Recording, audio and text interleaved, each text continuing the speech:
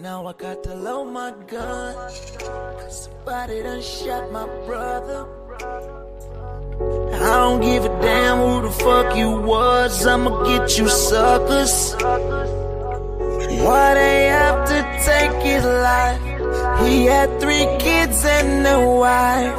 Only thing that comes to mind is go in my closet and grab this knife. So I load my gun, probably finna hunt my brother, cause ain't nobody else doing all these stupid killings than these dumb little fuckers. So easily they take life just to try and earn some stripes. But we gon' see who's on they job, because my OGs taught me right. So I load my gun, bang, bang, bang, bang, bang, bang, when I load my gun.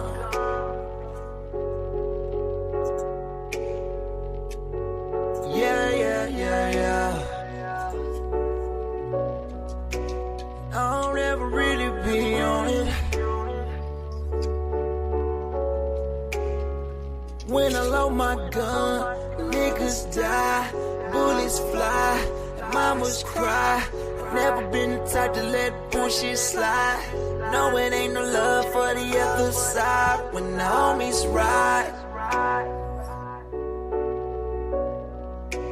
I said when the homies ride, she get quiet. Why they wanna take my life? I don't know, but fuck it, I'ma ride for mine. With 2 pistols and 2 strikes, cause growing up in Cleveland ain't nothing nice. Stuck in the hood my whole life, done seen too many real ones die. Every night another rest in peace sign, every night another little mama crying. So I load my gun, because somebody done shot my brother. This time it was the motherfucking punk police. Now I'm tripping, fuck them. They unjustly took his life. Why they stopped him for a lie? Knowing damn well we got it right. So if it don't change, I'ma let him fly. So I load my gun, yeah. Bang, bang, bang, bang, bang, bang, bang, bang, when I load my gun, yeah. You better load your gun, yeah. You better load your gun, yeah. You better load your gun.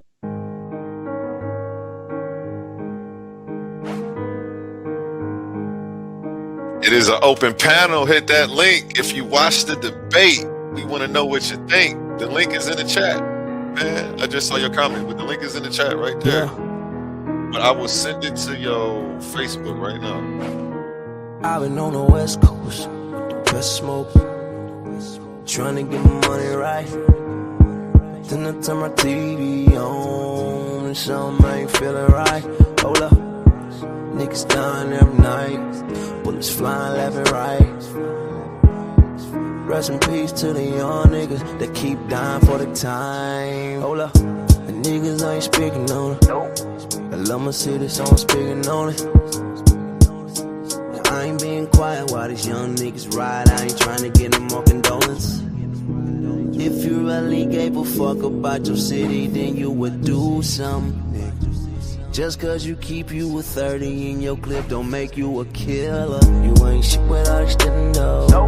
You niggas never been 10 toes down. I'm tired of all the faking and the flexing. It's time you niggas exposed now. It's time you getting exposed. This shit's time niggas getting exposed. It's time you getting exposed. This shit's time niggas getting exposed. I stayed down till I came up. One and never change up. All my niggas 10 toes down. All my niggas 10 toes down. They stay down till they came up.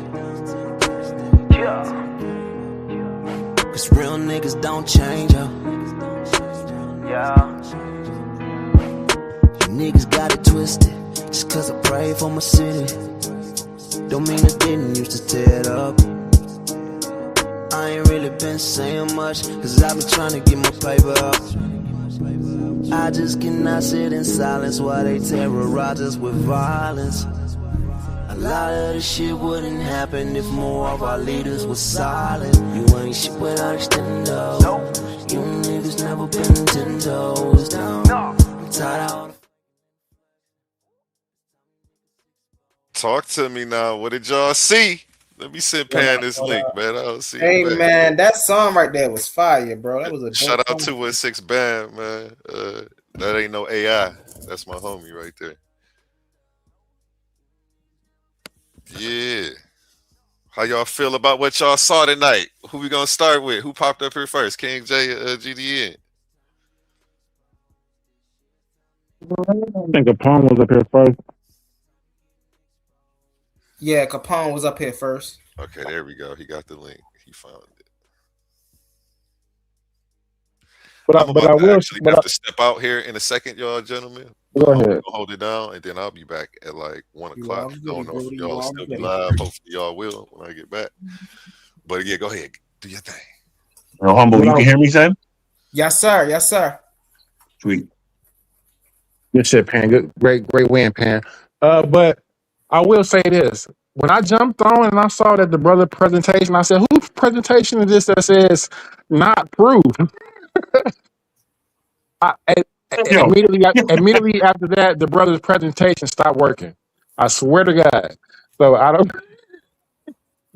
Yo, I don't know if that was God or what, but won't he do it? Look, Pan, won't he do it? Hey, yo, my man King J funny. He said, I don't know if that was God or what. Hey, yo, King J, you gotta stop it, bro. You got to be stopped. I'm sending you these imagine questions on Facebook. Hey, yo, I just wanted to, can I say something real quick? Go ahead. I was, he came up here, but y'all heard that last thing he said about me switching up to proof at the end instead of evidence? Like, that son, yo, he was making that up, bro. First of all, the thing that you mentioned, King J, about the no proof slide, I started with that. But first of all of my slides was already made like a week or two ago. You know what I'm saying? So as far as me changing up something for him is crazy. But the problem is evidence and proof really is the same thing, and he didn't have either. You know what I mean? It'd be all right though. you can. There's no way you can prove your God. That's like so subjective. Just on variance of personal experience alone, right? Cultural lenses we may look through God at. I just see God as a very abstract concept. The way that we communicate to God through our thought, through our prayer, through our ideas, are through very abstract ways. So I just don't think that's something that you can actually prove, right? Right. And that's what the scholars that I was showing, mind you, I had to sort of rush through a lot of them at the end, but hopefully the judges get a chance to pause on those. But that's what a lot of everybody, all of the believers, that was scholars and experts, and scientists, all of them say, it's faith. It's not about evidence. You know what I'm saying? And even the lay believers, the regular everyday believers on the street would tell you. You know what I mean? That's why I mentioned Granny Pan. You know what I'm saying? 'Cause it's really not about evidence. Even my opponent has chosen. He in our face off. He said he chose to become a Hebrew. You know what I'm saying? And he believes in all the other ones, but this is the one he chose for him. And it's like, dude, like that's fine. I'm not sure why folks feel like they gotta provide. Say that they got evidence that they know that they don't have. But I'm definitely willing to take them in the ring and show them that they don't. What would you say to this to the people who go through different schools of thought? Would they say that the school that they thought they graduated from before was untrue, and then they learned something that changed their understanding? Or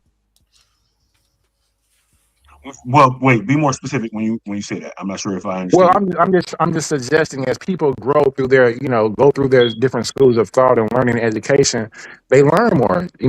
What they thought at that time may not have been true or just true at that moment to their level of understanding at that moment. Well, you're like cutting and out a little choppy a little bit. I'm talking. Okay, I did hear the question though. Yeah, hold on, I did hear that question though. So two things. I hope that for Brother Immanuwel, I hope he gets a chance to learn and and grow, right? But that's actually the point that I was trying to make. You know what I'm saying? Like, so if everything, we can't say that everything written in ancient times is true because of that very fact that you mentioned. People might change what they believe along the way. So, and we have documented evidence of people changing their beliefs, right? As far as like Canaanite religion splitting off into the Israelite religion and things like that. So, and then the many iterations of that. So it's just, again, the evidence for God, I can't front. I knew I was, this was about to be an easy topic for me. I didn't even want to take this. Anybody that saw our face off, I was trying to take any goddamn thing but this. But get it in there, GD and Capone. Get it in there. What's up? Hey, shalom. Peace to the panel. Good debate. I didn't see all of it. Well, I didn't see the beginning of it. I got on like right before the brother started having technical difficulties. I think that's probably like mid-second round. But what I kept hearing from one of the debaters, I think he on the panel, right? Pandemus, you kept saying that data isn't evidence, right? And I guess in the comments you said you provided a source for that. But I just want to read this right here, right? It's several different types of evidence. You got physical evidence, you got testimonial evidence, documentary evidence, demonstrative evidence. Now this is something you talk about data. This is dealing like with statistics, graphs, diagrams, charts, X-rays, and trace evidence and expert witness evidence.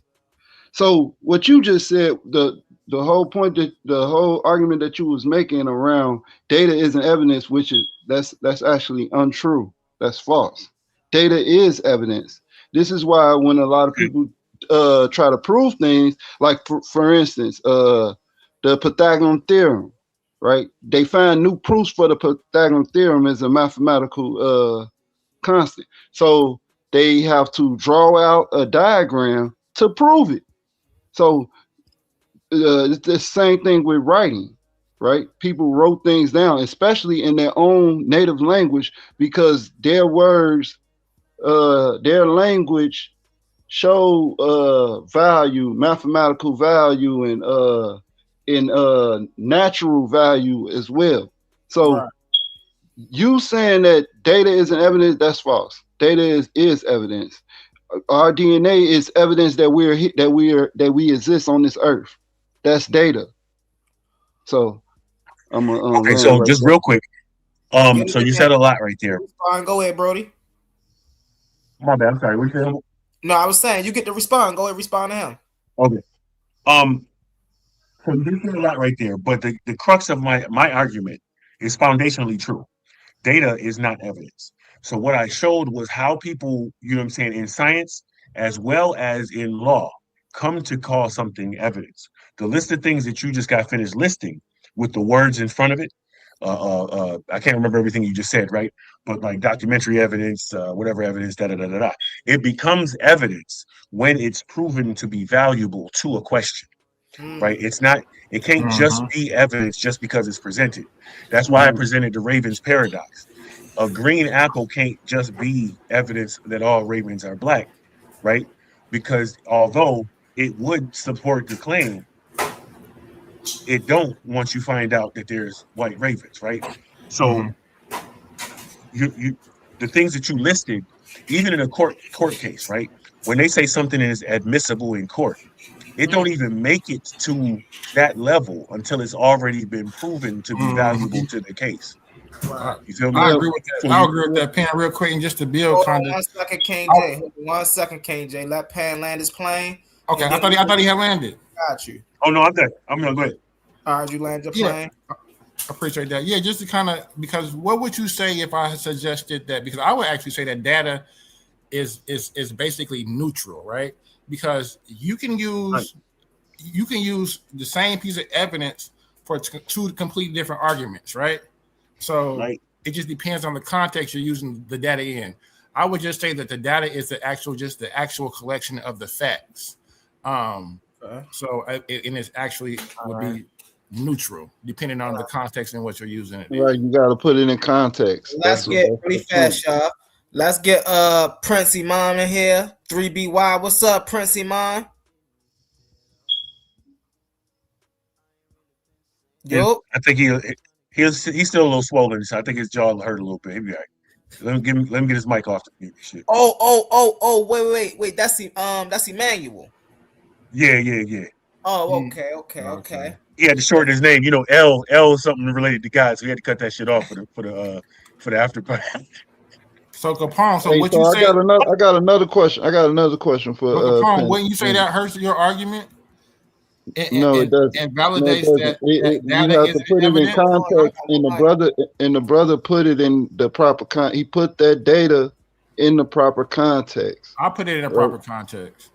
I just spoke last and I explained it. No, I'm talking about the debate. I'm not talking about you. Well, we're talking about it right now. So what you just suggested, Capone, was that data wasn't the evidence, right? So when I just gave you the example of how data is neutral, to where it can be used for either opposing argument, that's the subjectivity to it. If you can use the same piece of data for different arguments, it shows that that's not it's subjective. That's why I said you have to. That's why you even said you have to put it in its proper context. And what I'm saying is that's what the brother did with the data. Proper context. Let me finish. That's what the brother did with the data that he presented. He put it in the context to prove his point. He put it in his context, right? So Capone. Now, if the opposing person uses the same data and puts it for his argument and proves his point with it, that's subjective. There's nothing that I brought out. There's nothing that I brought out as evidence that could have been used. No, that's called data being neutral. Hold on 1 second. Let Pan get in there. I think he was just speaking. What you say, Pan? Oh, that was Immanuwel. Oh, go ahead, Immanuwel. My apologies. Go ahead, Immanuwel. What you were saying? Yeah, I was just referring to King J because I actually do agree with what he was saying to a certain extent, but I also agree with what GD and Capone was saying about my delivery with the evidence. Because what I'm saying is the way that I brought it, it can't be neutral after I deliver it that way. How could it be used against me? Because that's a belief. You believe. No, I'm saying, how can it be used against me? How can the data be used against me? I'm going to ask. It's not about used against you. It's about being used to make us a separate point. So I had a slide in my debate. That's what I meant. That's what I meant. Like either right. however I had you a slide word in my debate that said, debate. You reworded. I had a slide in the debate that said that if evidence points to can be used for all gods, it's not evidence for any god, right? So you have to have something that differentiates that. Wait, hold on. What? That's according to you saying that there's only supposed to be one God. What he just said, that's a non sequitur. What he just said. Say that again. Evidence for all gods. What'd you say? Evidence for all gods. Evidence for God can be used for all gods. That means that the conclusion is that there's no God. That's a fallacy. That's not what I said. That's the problem. Both of you need to pay attention. That's not what I said. So let me read it to you. Hold on, Humble. Hold on, KJ. Let Pan respond. Go ahead, respond to that. Pan. Give me 1 second. Because the problem is y'all got to start paying attention. You know what I'm saying? We can't have this conversation if you're not hearing what I'm saying. The thing that I read said, not everything presented counts as evidence.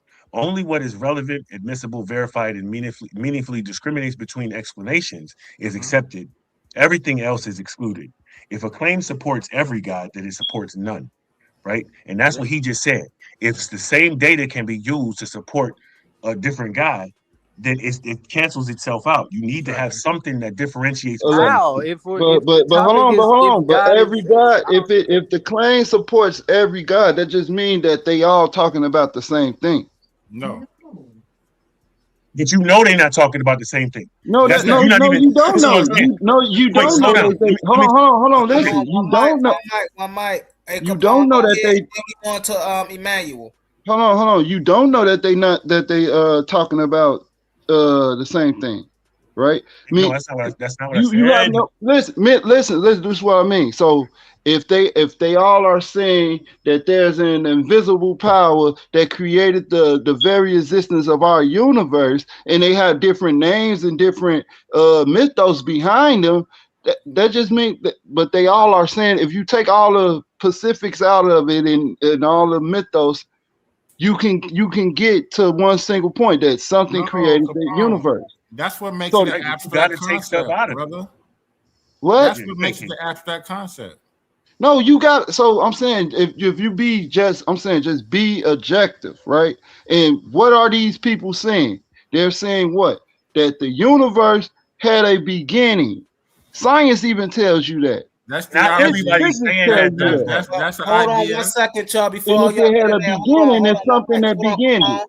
Hold on, Capone. Hold on. Hey, Immanuel, get in there, You Immanuel. gotta let me go, man, bro. Immanuel got beat up. He ain't got too much to say. You gotta let me put these people against the wall, humble man. Stop saying me, bro. Like 10 minutes, bro. You gotta learn how to be concise, my guy. Man, I am concise, bro. You gotta let me push these niggas against the wall, push these brothers against the wall, bro. For real. Go ahead. Oh, this gonna come back around to you. Go ahead, Immanuel. Yeah, King J said I couldn't tell if he said I should have more to say or I don't got nothing to say. Which one did you say? I said it seemed like you didn't have anything to say in regards to the topic because you kind of got beat up on it. Oh no, I mean I'm open for whatever. I definitely don't believe that I got beat up on it. I think you won the debate? Yeah, I believe that everything that I brought got deflected or I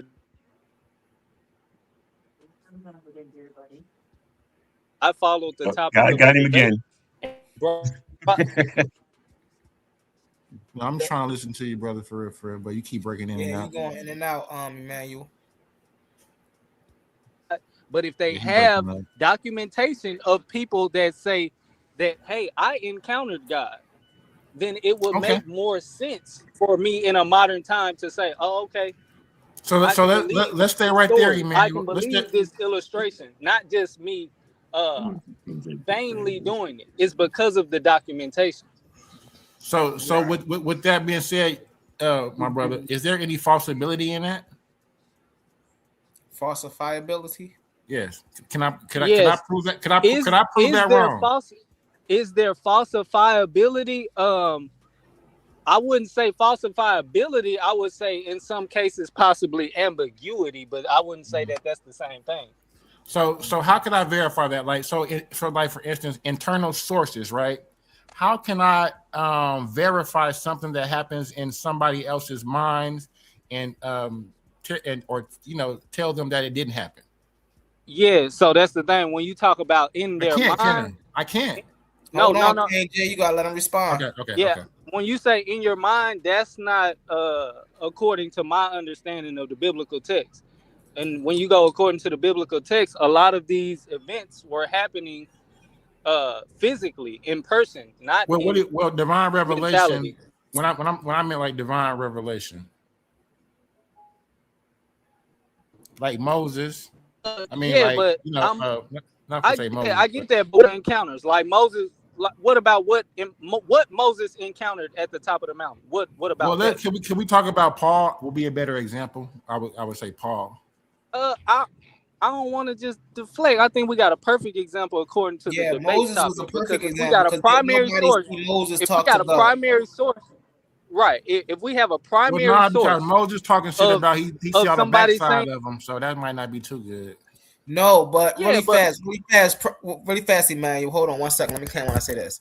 The reason why what y'all are talking about now is a perfect example is because when Moses went up to the mountaintop to talk to God, nobody else went up with Moses. Okay. It's in the personal experience. Hold on 1 second, KJ. Hold on. I got y'all too, but I'm just explaining why that's a perfect example. Nobody went up the mountain with Moses to verify if he was actually talking to God or not. So that's why this is a perfect example, because now we have to ask the question: how do we know that Moses was actually communicating with God? Exactly. We don't. So that's why this is a perfect example. Go ahead, get in there, y'all. We can't verify that. So what? So where the stone tablets come from? Hold on 1 second, y'all. Hold on. I think Immanuel trying to say something. He just breaking in and out right now. You gotta get your mic together, bro. Oh, he dropped out. Go ahead, Capone. When Immanuel come back, we'll let him get back in. No, I was saying y'all ain't got to answer it right now because I want to ask the brother a question. But I was saying, how did it? Where did the tablets come from? That's for y'all. But to the brother Pandemus, right? Would you say that the universe is intelligently designed, or you disagree with that? No, in fact, and that's what I'm saying, though, bro. Like in the debate, I not only had one slide, I had two slides on that saying that there's no evidence saying that the universe is intelligently designed at all.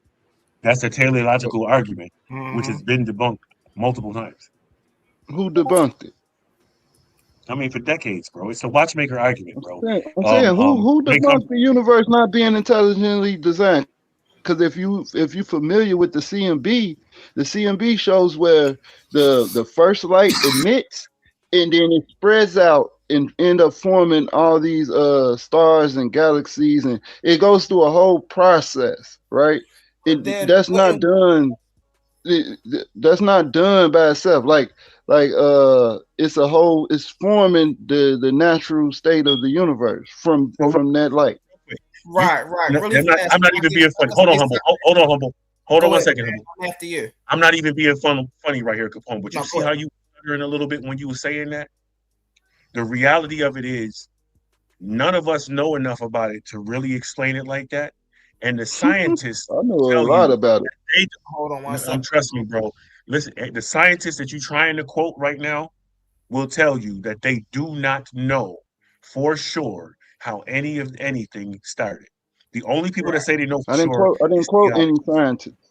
I didn't quote any scientists. Hold on 1 second before y'all get back and forth. Hold on, because I do want to say this. Because he keep doing it. Hold on, bro. You gotta let me go, bro. Yeah, you just let them go back and forth. Come on, man. Go ahead. Let you get in there, bro. I do want to say this though.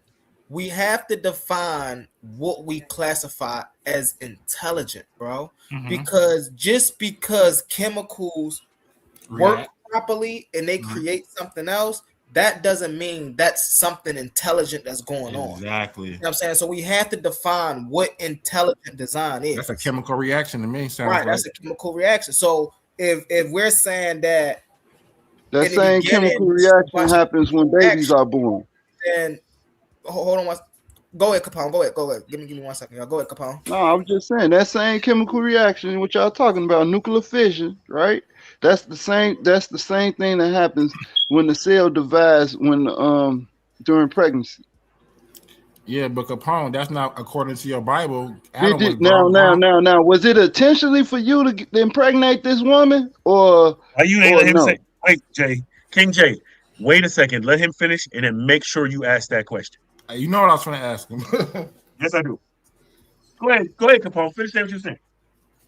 No, like I don't restate it. So I said that same reaction, which is you talking about nuclear fission, how stars are born. That same process is in mitosis when the cell divides upon the women's pregnancy. Now the question is, did someone intentionally impregnated this woman, or was that a random encounter?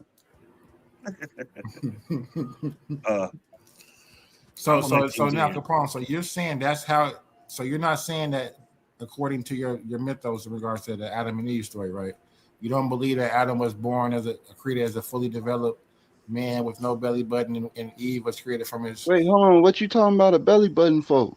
Does the Bible say anything about a belly button? Well, most people from observation, I've only seen children born from the womb attached to a belly.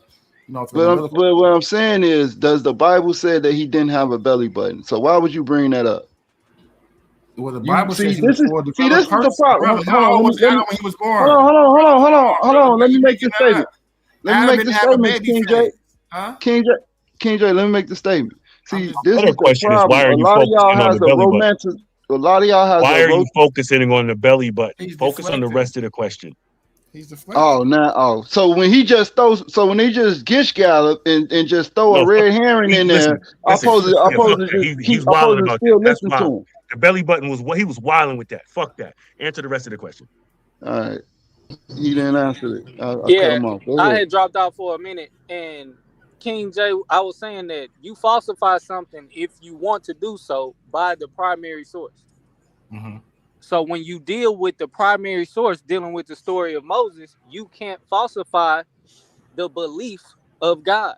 So it's but if the primary because is there's faith, an encounter. My bad. Go ahead. If the primary is faith, right? Faith is subjective. So like when like the way you encounter your deity, I said earlier, through thought, through prayer, and through ideas. Those are all abstract concepts, right? So you saying nobody witnessed? Because we can't. Your God has no physical body.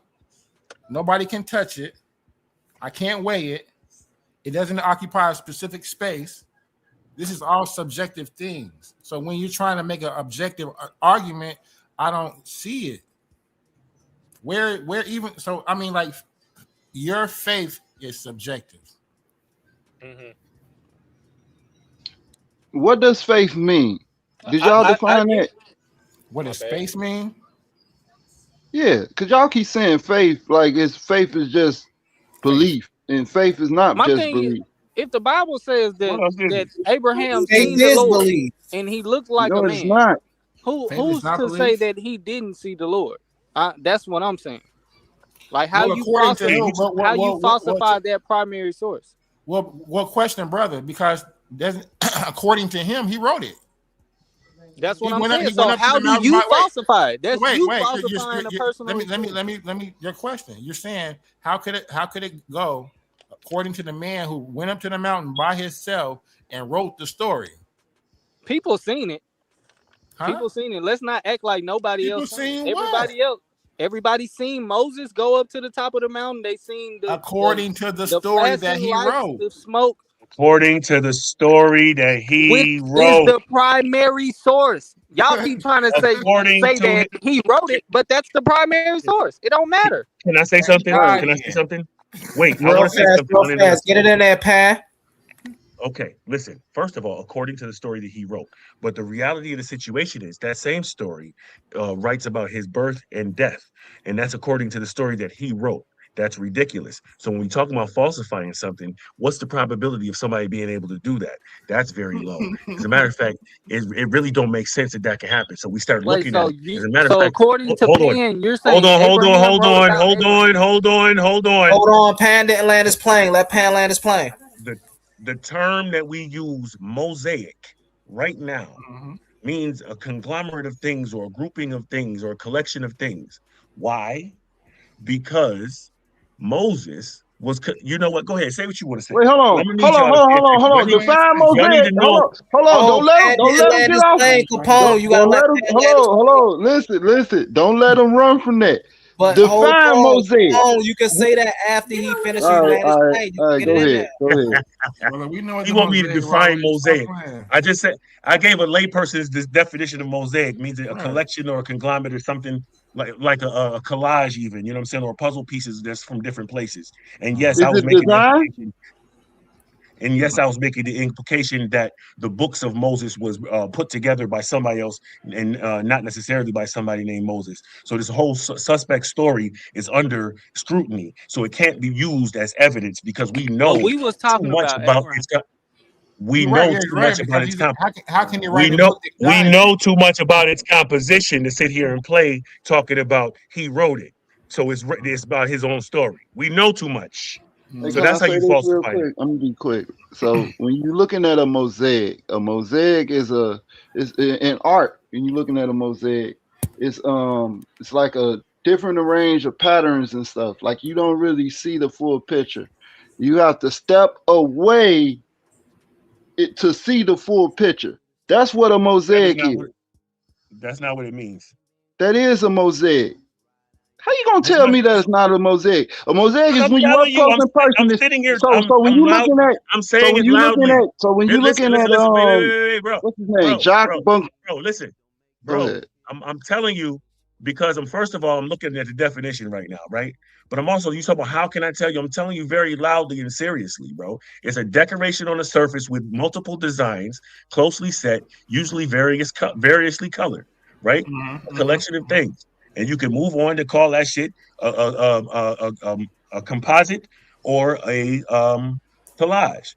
You know what I'm saying? But how do you see the full picture? Those are both examples of mosaic. You have to step away from those are both examples of mosaics. but you have to step. You're not listening, and that's the problem.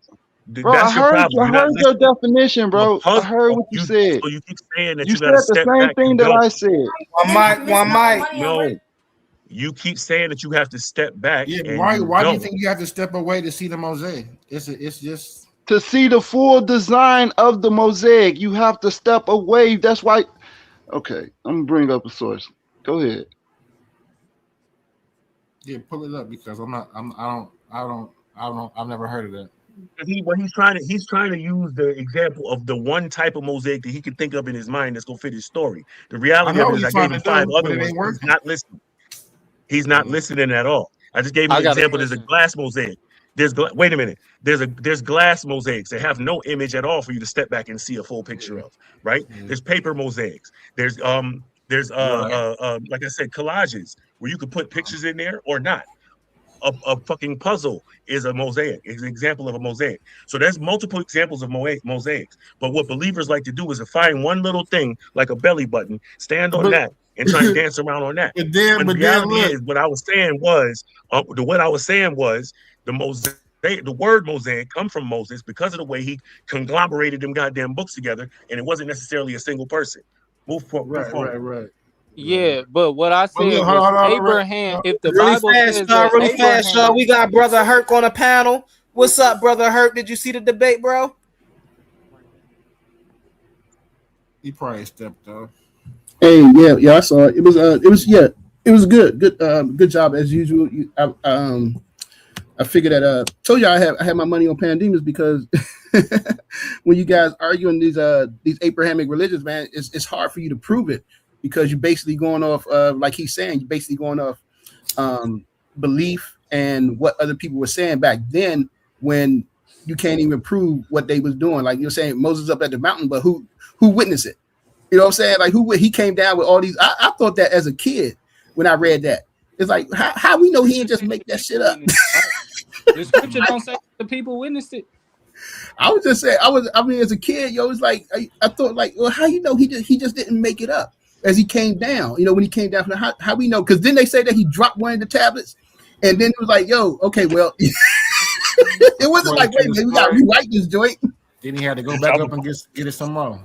So yeah, I mean, like, it definitely comes. I think it comes down to like, it's hard to because you're pointing to the stories that were written inside, whether it's the Bible or the Quran or the Talmud or the Jewish whatever it is. You point to those stories, but when you don't have outside evidence for the stories that are outside, you know what I'm saying, something outside of. Can I ask you a question, King Herc? You don't. It's hard. It's kind of hard to stand on it. Yeah. Mm-hmm. What is evidence? Evidence. That's. I guess that's what it's proof. That's your the proof of what you're looking for, right? According to who? Because I gave the definition of evidence according to scholarship in my debate in the open. What did it say? You gave a definition, not the definition. I said according to scholarship. I didn't say that it was the only definition. That's the definition that I gave according to. We heard how you tried to say that shit. Go ahead, finish saying what you said. Right, exactly. So evidence being able to be something that's provided that can be reviewed. Just and Pan agreed with this as well. My opponent agreed with this. It can be reviewed, and then amongst being reviewed, it has to be validated or invalidated by if it answers any type of questions that are relevant to the context of the artifact. So when I brought out something like somebody trying to prove biblical text, and then they find ancient archaeology like the Dead Sea Scrolls, there are top scholars that consider that evidence. And what I'm saying is I brought out the top scholars that consider that evidence. So now we're talking about Pandemus versus scholarship that consider this evidence and why they consider it evidence. Not just me saying, oh, this is evidence. No, they literally were saying why they consider these things evidence. So I think let me make the distinction. When the moment they make an argument on the raw data it becomes evidence. So data is raw, is free of any type of theories or arguments, right? So that's why it's called raw data, right? So that's why that's subject. So like when you apply an argument to that data, right? That's the evidence depending on how you argue, or depending on your specific argument, because you can use the same. That's why I say data is neutral, because you can use the exact same data to form two completely separate arguments, and they both be true. Do you understand that? You can use the same data. Oh yeah, my bad. I was talking and I was muted. Yeah, I agree with you somewhat. Like I said that earlier. Do you agree with that point that we can both take the same data? No, I don't agree with that. When you say that, you're saying it as if it's absolute and it's subjective. That's why I said you would have to give an example. No, the raw data. So the raw data is just the information without any argument applied to it, without any theory applied to it, right? It changes to evidence once we apply those theories and arguments. It depends on what the data is in the subject of. That's what I'm saying, King. The data is raw material. Yeah, but you gotta give an example. You gotta give an example. Yeah, exactly. That's why I asked earlier to just go off of what I was considering evidence and say how it could be used against me as the raw data before it's being reviewed and put to a side of support. But do you understand the point of what I'm saying? That once you apply those arguments and theories, it's no longer data and becomes evidence. That's why I'm saying. I do. That's why I say I think it's subjective to say that it's neutral and all raw data can go either way. I don't believe that. See, you starting from a bias. See that, and that's the problem. You starting from the position that meaning data. You supposed to in science. You're supposed to start with everything is neutral, and you look for what's going to prove it either way. I had a slide on that for anybody who's paying attention. Talking about I didn't have proofs of things. No, but if there are data isn't always. Hold on, let Pan land his plane so we can get into what I saw. Go ahead, Pan, land your plane, and we going right to Asan. Matter of fact, go ahead to Asan. Because, geez, man. What it do? What it do? We got big brother Asan in the building. What it do, Asan? How you feeling tonight, Brody? Hey, peace and blessings to the panel. I'm good, brother. I'm good. I'm just sitting here listening. Did you check out the debate? Did I say that again? Did you check out the debate? Nah, I was actually dozed, and then when I woke up, I seen it on. So I said, let me just call in and listen to the brother, rap with the brothers. I believe both ways. I believe that this has some essence of being true. I don't know if the names of the characters are true. I don't believe in all of it, but I do believe that there's some truth to it, but then there's truth outside of it also. So I can respect both perspectives on what people were saying. So that's just where I'm at with it. That's why, I don't put my belief in the Bible, but like you can't say Abraham's Abraham. You can't say Moses is Moses. Even the brother made a beautiful point when he said, he went up to get the tablets. As a matter of fact, I thought about this the other day. And then he came back down and dropped one. I mean, he can go up there. It doesn't make sense to say that the creator wrote it with his hand, like it came out and hit it with with lightning and scribed it in there. If he's up there that long 9 times out of 10, he could have chiseled that.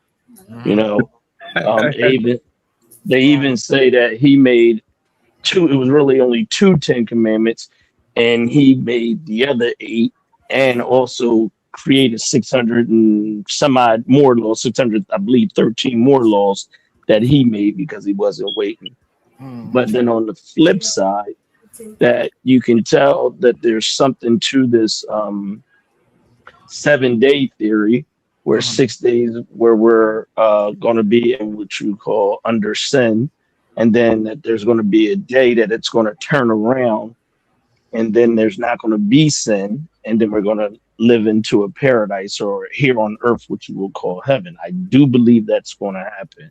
So, it's So you do believe what's going to happen? Do you have any evidence to support why you believe that, or do you just believe that? Sure. No. My just from looking at what's been going on in the world and how the world started out, and I mean before we even got here, and how intelligence and consciousness is waking up. So there's something that's waking consciousness up, and we're coming out of a animalistic state and more of a spiritual state. And you can see where you are today, where people are debating this. So if you're debating this theology and logic, then there's something there.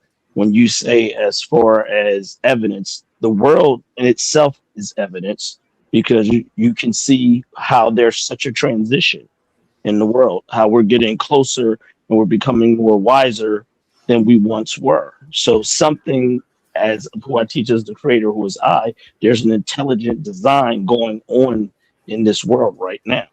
That's the perfect example of what we're talking about as data being neutral, right? Because you gave a good, your opinion and your perspective, but somebody else could look at nature in the same way and come up with a totally different conclusion. That's called perspective. Please give the example.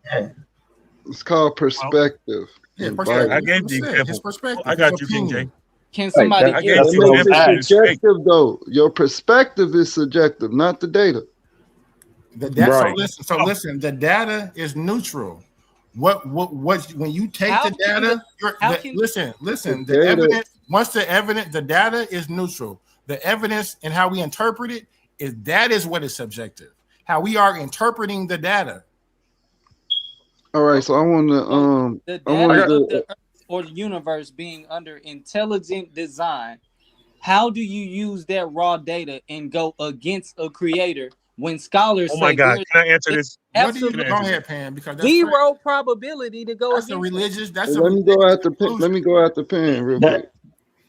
There's a couple things I want to say, but say that question again so I can make sure I answer it specifically. Man, y'all niggas got Matumbo blocks, boy. You don't have to rush to it. That's not religious though. That don't have to be religious. I'm talking about Matumbo, Hakeem, Elijah. That can be spiritual. All they do is know and deny and gish gallop. So right here, so we was talking about the mosaic, right? And I'm gonna bring it back to the topic. I'm not going to be answering the question from Immanuwel. What y'all on right now, bro? Let Pan go. Listen, man. When the man says data is neutral, anything that's outside of that, you are telling me that you are starting off with a bias. There is no other side to what I just said, so you're just being biased if you disagree with what I just said. That's what it is. Now, as far as moving forward, in my slides, I showed, he asked how you can use two things. The question he asked King J. Right, so all of that talking about intelligent design, I showed how we know about the nature, the age of the earth. You know what I'm saying? The reason you know that is scientific discovery, right? It wasn't something that was written in a book somewhere, right? And eventually, that was one of the God of the Gaps theories that got closed up, and eventually religious people had to go with the older Earth now, because originally they was going with young Earth. So that's just how things work. And when he said the opposite way to view the intelligent design thing is that it's not intelligent. And he gave the example earlier about how, I think it was Humble that made, if cells are doing things that cells do, and that necessarily converts into something else being created, that's not necessarily intelligence in the way that you're saying it. It's not a sentient being deciding to create things. You know what I'm saying? It's just what things are. And you have no evidence to the contrary of that unless you being biased. Exactly. No. All right. So hold on. You said that's how they found out how old the Earth was. I must have missed that part somewhere along the line. Can you break that down for me? From a young Earth to an older Earth, based upon hold on. We get to that because if we go by how they say it, we don't even know how old anything is. We go by what the general relativity mathematics. And we know that at one point, general relativity doesn't work anymore, and it breaks down and goes into infinity. That means it's either incomplete or faulty. In all other mathematics, it would be incomplete or faulty. Even if you go with that, that's not evidence for a God. Really no, but it's not evidence for the amount of time that the Earth was. That's all I'm saying. This man is something else, bro. Also, hold on, Capone. Also, that's not how the theory of general relativity works, right? So yes, Einstein's laws work up until a certain point, and at that certain point, Planck constants take over. So it's not like science work and then science. There's a point where science no longer works. No, That's not what I'm saying. there's a field of science that work, and then at a certain point, there's a whole nother field of science that also works. That corrects it. No, science is just say science is self-correcting. That's all you got to say. Science is self-correcting. That's not what we're talking about here. We're talking about that's not what we're saying. Fields of science. If we're talking about physics, and then we're talking about quantum physics. That's what Debate was talking about when he was talking about general relativity. General relativity in physics, right, has a certain effect on reality up into a certain constant of reality. So After why that is it used? reached, hold on 1 second, Debate. Once that constant has been reached, at that point, it breaks down into Planck's constant. That's a whole nother set of mathematics that apply to the quantum scale that doesn't apply here. So, like I said before, exactly, and I brought that out in the debate, Humble. It's just another form. You see what I'm saying? I land my plane with that. Go ahead, get it in there, y'all. So what I'm saying is what I'm saying is that the mathematics, if it was, for example, basically what I'm saying is that general relativity is the math that they use to measure that time to back to what I guess t equals 0 is. And that's basically all I was saying. I wasn't saying that it was, I just said that in other math, it would be considered faulty or incomplete. He said that Planck's constant is another part that they use to, I guess, complete the math or whatever the case may be. So that changes it. That changes what I'm saying. I'm just saying that general relativity is what they go by to get to that t equals 0. That's all I'm saying. Yeah, and that's a fact. Right. That's neutral. Before we get to you though, my apologies, brother Sadiq. I didn't even know you was in the back. I apologize. What's up, brother? I got That's you. okay, brother. If it's always love, brothers, always love. Let Herc say something, son. Nigga Herc been waiting, bro. Most definitely. Yeah, look, I was getting a Herc. I just wanted to make sure my man Sadiq understood that I didn't know he was back there. Go ahead, brother Herc. So that's not what Pandemus was talking about when he was talking about the age of the Earth. That has nothing to do when you talk about general relativity. So my reply, because I mean, you guys know me, I'm coming from an African spiritual traditional point of view, and so when you say that, stop playing. When we talking about an intelligent design, you know, the ancestors said, yeah, the creator created the universe, and it was an intelligent design. And how do we know that? How do you prove it? And I said that you could prove this with the golden ratio. The fact that the golden ratio is both macro and micro shows you that there is a consciousness behind it. Golden ratio. Hold up. Wait. Let him land his plane, bro. Because if it was random, you wouldn't find it you could not find it everywhere in the universe, and you would find different ratios because it would have to be random. It would be different ratios on different levels all throughout the universe. It would not be one. It would not be one. So we have to use logic. It's about logic. It's not, you're not going to find a physical proof for the creator. It's logic. And the logic is, this is just one of the logics. The logic is that the ratio. The moment you say logic, now we're talking theology. I'm not finished. That's not true. That's not true. The logic is that the golden ratio is both macro and micro. You find it in the construction of the planets and the galaxies, and you find it in human DNA. That shows that there is a consciousness behind it. They use to find anything on the micro level. Hold on, let him finish. Here's the other part. If you let me finish, I'm gonna get to that. So here's the other part, because you could just take any two numbers. You could take any numbers. It don't matter which numbers they are, and you can add them up using the Fibonacci sequence. It's always going to come out to the golden ratio. That shows you that there is a thought process behind that. It is not random. You cannot. You have to prove randomness. Thought process, facts. Randomness in the universe, and it cannot be proven. Real fast, y'all. Let's let our son get in there. He was saying something before everybody jumped in. Hey, humble. After I son, can I respond to Hercules? Because I feel I agree with something that he said. I just want All to right, then double you down. respond, debate, and then we're gonna let King J get in there. Go ahead, brother Asan.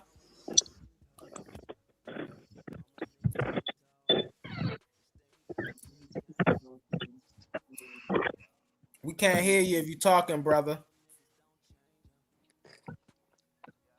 All right. Well, until Can you hear me? Yep, we can hear you now. Okay, sorry about that. What I was saying, what I was trying to say, when I'm speaking of intelligent design, I'm talking about, I believe in there's two parts that make us up as a human. One is the flesh, and then the spirit that resides in the flesh. The spirit is having, which is the consciousness, is having a human experience through us. When I heard the brother mention the word logic, and then I heard somebody come behind him and try to say theology. Theology, meaning theo, is a God's logic.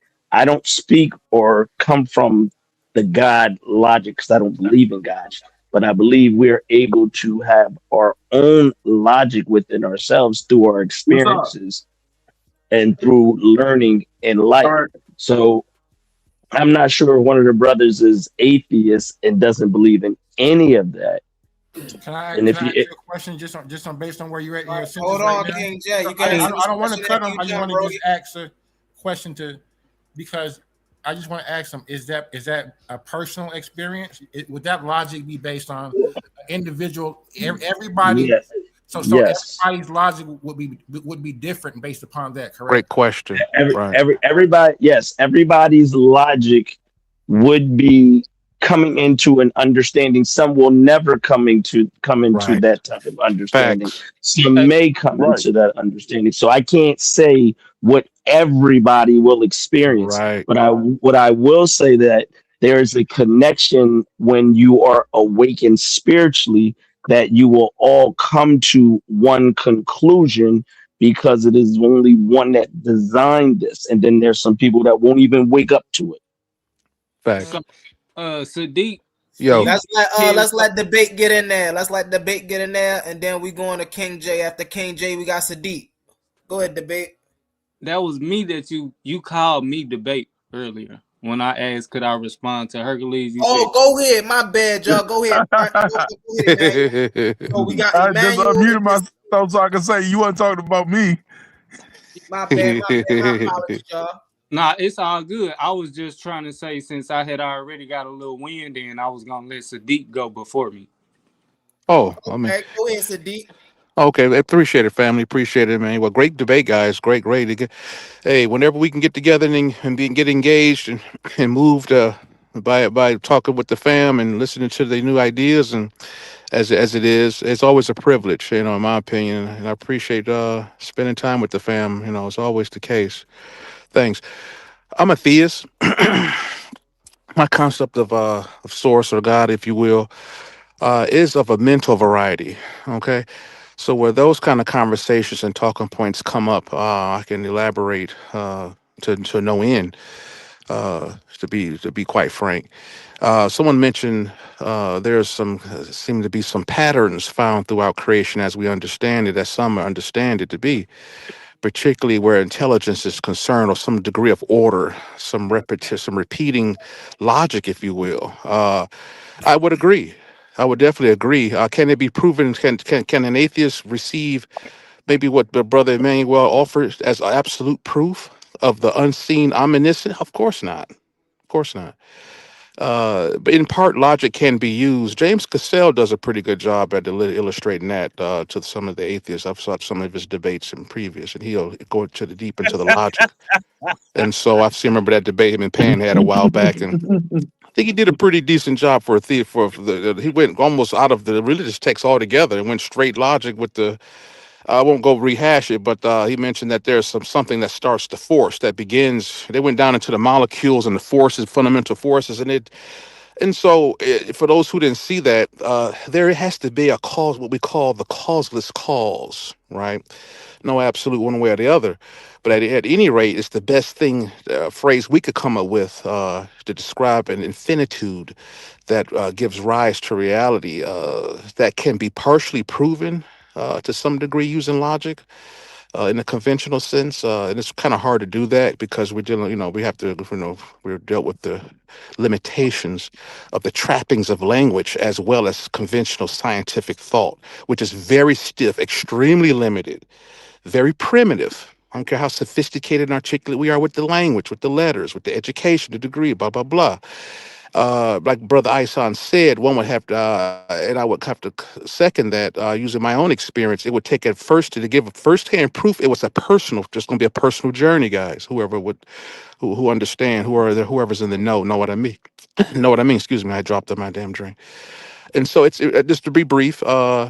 You have to go inside to get out, so to speak, out of the trappings of the limitations of any absolute belief, namely atheism. It's a closed system, but by and large, for what I understand it to be, for the most part, at least from the guys I've met, in person. And so I would say leave the doors open. Whatever we think we know, leave the back door open so we can get more understanding at some point. Surely there was a day where we didn't know we know today. Don't leave the back door open, whatever you do. Right, yeah, it was the side window, right? Let's change the side for those. Cleanse yourself, my brother. But get that. Well, let's leave the side window open or the front door open. Kind of just crack it. Just leave it cracked, and allow ourselves to grow in, namely in the name of the Spirit. Can I just say something to that, brother? What's that? As the ranking atheist on the panel, I think it's not that it's a closed system. In fact, it's quite open. The premise that most atheists take is we have not been convinced of the things that have been presented. If something convincing is presented, we will then be convinced, and it will be involuntary, right? So for you to believe something, you know what I'm saying? You actually can't choose to believe something. You either believe it or you don't, right? So you could choose to follow something, like my opponent, right? It is, in fact, I'll stay there for a second. Like he decided, he saw all the different things and chose to follow Hebrew, right? And so that's what it is. And the majority of is that faith-based lay followers. Hold on. I'm just gonna finish real quick. Majority of lay followers, you know what I'm saying? In fact, a lot of what y'all are saying as believers on this call right now are saying it's really not based on a hard evidence thing. It's not what will convince an atheist. It's really about what convinces you. And most times it's not an evidence-based thing. And the last thing I want to say is not all systems have a creator or believe in a creator God. I had a slide in there on Hinduism and Buddhism to start off with, but as well as Odinani from Igbo, right? They believe that the world always was, so it wasn't about a creator God. Also, going back to the Odinani and the Yoruba Ifa, right? They believe that the world is not getting smarter; it's actually devolving, right? So just those conflicting opinions right now we just had on the call, right? Where we either getting smarter and more in tune with the universe, or what the ancients said, the West African ancients, which is closer to us, said that we actually devolving and get worse, right? And further away from the divine. Those two conflicting things can't both be, right? So what needs to happen is what I'm doing. I'm sitting here genuinely asking for evidence for a thing, and because if asked individually, none of y'all would have the same. None of the believers on the call would have the same description of the thing that y'all believe. Well, that's because can I just I want to get in there, then we can go to us. I want to get in there really fast. I'll wait. All right. So I do want to say this. Brother Sadiq made a point. I do want to say this. We have to be comfortable with saying either I don't know, or we have to be comfortable with grasping concepts that are out of our usual everyday logical system, right? And what I mean by that, right, is when we see scientists are out here, particle physicists, theoretical physicists, quantum physicists, And all of them are talking about two main things at the basis of everything, which is energy and vibration. Right. Now, the interesting thing is scientists are aware enough to know to say, instead of saying God did this, they're aware enough to know to say, hey, we don't know what came before that. Right. Our instruments show us that in the beginning was just these two things. We don't know what created it. We don't know what came before it. We don't know any of that. All we know is this. And so we, right, whether we're religious or naturalist or whatever we are, we have to be okay with saying we don't know the things that just precede certain things. Like if you are religious and you say God created everything, and somebody asks you, okay, well, who created God? Just say you don't know. It's okay. Because if you are coming from the realm of creation, then that means everything has a creator. And if everything has a creator, then your very creator has a creator. Right.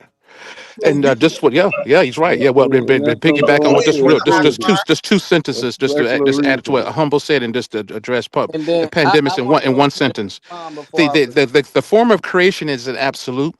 I subscribe as well to the material in some form has always been present. The 2027 Alexis hasn't been produced yet, but yet it is here at the same time. It's not produced and it is produced. We're just going to rearrange the order from a previous set of circumstances, which is also predicated in the prerequisite criteria for all creation at the end of the beginning of the day. So while the creation isn't absolute, it is, yes, the combination thereof, which also agrees with the second law of thermodynamics, which we know that energy or matter cannot be created nor destroyed in a like manner. I'll just stop there. All right. Yeah, so I want to I let was, me hold on. go ahead and we get got my Capone, we got Sadiq, and then we go got ahead. Capone. Go ahead, Sadiq, because I don't want you to forget what you No, got to I say. thought I was in there. Oh, okay. I can say one more sentence. Let's keep it real short, guys. See, so we have to agree with that and accept that. That is considered irrefutable, even by typical conventional standard. Those who Wait, subscribe hold to on scientific. 1 second. My apologies. Hold on 1 second. So Go ahead, Sadiq brother. was the one who was just speaking, right? Yeah. Yeah, that was All right, Sadiq. my son, did you get a chance to speak? Nah, I just I ain't ever get a chance to I go. can yield. I'll let yield, brothers. He didn't I'll get a yield. chance to go. Yeah, let I'll Let's yield. Sadiq let get King J get in here. I let hold Sadiq on. go, and I was supposed to be going after Let Sadiq. Sadiq go, and whoever didn't get a chance go, and then I'll go after you. Okay, I'll keep it Okay, brief, so guys. Sadiq just went, I've been waiting Okay. for. and then King J is next, and then we can get back to our son. I think so. Yeah. Go ahead. So land your When plane, Sadiq, when am I and then gonna Okay. get when am I gonna get a chance to you can respond? get right in there after our song, Emmanuel. I Yeah, got you. Throw me in there too, man. let's just All go right, down I the got you panel. right there after Emmanuel. So now what y'all can't do, because all y'all got places. So Let's what get y'all 2 can't minutes. do, hold on 1 second, Capone. 2 What y'all minutes to can't speak, do is when man. King J start to speak, and then when our song start to speak, and when Emmanuel start to speak, y'all can't interject. Y'all gotta let them land their plane so y'all can get in next, all right? Indeed, family. By and large, given that thought as well doesn't die because it wasn't born, so does the cosmic mind shares a like fashion according to the law of correspondence. Someone said something about as above, so below, which illustrates that said law. Right. So what separates us in that same regard, using logic, is only a difference of perspective at the end of the day, right? What's the difference deal between Earth and Venus or Mars? Well, they're all Earths. We're all Pandemus. We're all Sadiqs. We're all Humbles. We're just we're all brothers, but we just differ in terms of our particular unique development. No absolute, right? All planets are all Earths. They have different names in a like fashion, but they're all what appear to, at least at seeming, according to the law of correspondence, to be different. Only in size, shape, color, whatever, right? But only in terms of their development, what separates them here at the end of the day. I don't want to go too far ahead of myself. I'll just stop there, guys, and yield to the next guy. Most definitely. We appreciate you, brother Sadiq. Get in there, King J. Yeah, real quick, I think I'm still on topic, but I really wanted to go back to the brother Isan and his point when he spoke about logic, right?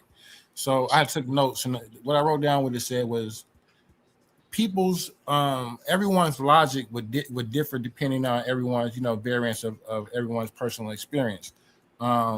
when we look at God as an abstract concept, something that has no physical body, something that you can't touch, something that can't be weighed, or something that doesn't occupy a specific space of time, something that when you encounter it, it has to be through thought or prayer or ideas, through these abstract ideas, you can come to the conclusion that if everybody's logic is based off of their personal experience in regards to this, then everyone would come to different conclusions. Facts. All right. What I was saying when I spoke of logic, I don't know if that was you that said the word theology was logic. And what my position is, the creator. Was I cut off? How much did y'all hear? Oh, I thought you stopped. Go right ahead. Finish, King J. I was finished, brother.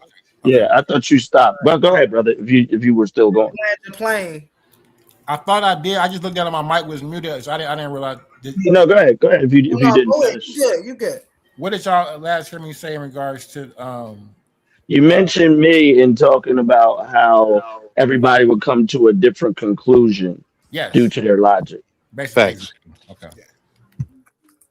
Were you finished? Yes, I was. So, okay.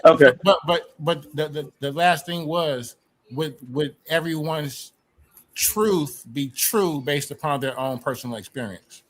Good question. Okay. That's called subjective truth. Right. That's why you don't go absolute by your own perspective. Right. I'm gonna go ahead, brother. I'm listening.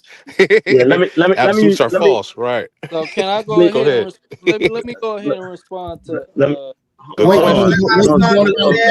The brother asked a good question. All right. So I got you on the list, Herc. I got you on the list. No. I'm just letting them know we going around the panel, and Isan is talking right now. Okay, good looking, brother. So let me answer this question and make a statement on another one. That's why you have something called a common denominator and a numerator. So we as individuals are numerators. But then when we're looking for that one source, that would be your common denominator. Although we are individuals, we would be under one common denominator, which would unite us. Then when that happens, this is where you go from a fraction to a whole. But you must go through that process first. You're going to be an individual, and everybody will not get the right answer in that perspective. Another thing is the creator is not created by anything. The creator is the creator of everything. So when you say creator God, there's no such thing, because the creator created gods and everything that gods are trying to dismantle on this earth. Now you're dealing with the spiritual warfare right now. There's one creator, but there's many gods, and these gods were sent to take your conscious and make you unconscious. So some of us are waking up out of this spiritual unconsciousness that is always, as somebody said earlier, that's always been residing inside of you, but we're blocking it. Now, for the brothers that are atheists, and be honest with yourself, when I use the word intelligent design, be honest with yourself. Have you ever been walking, driving, doing whatever you had to do, and then something said, don't go there, go there? That right there is not you. That is the spirit inside you.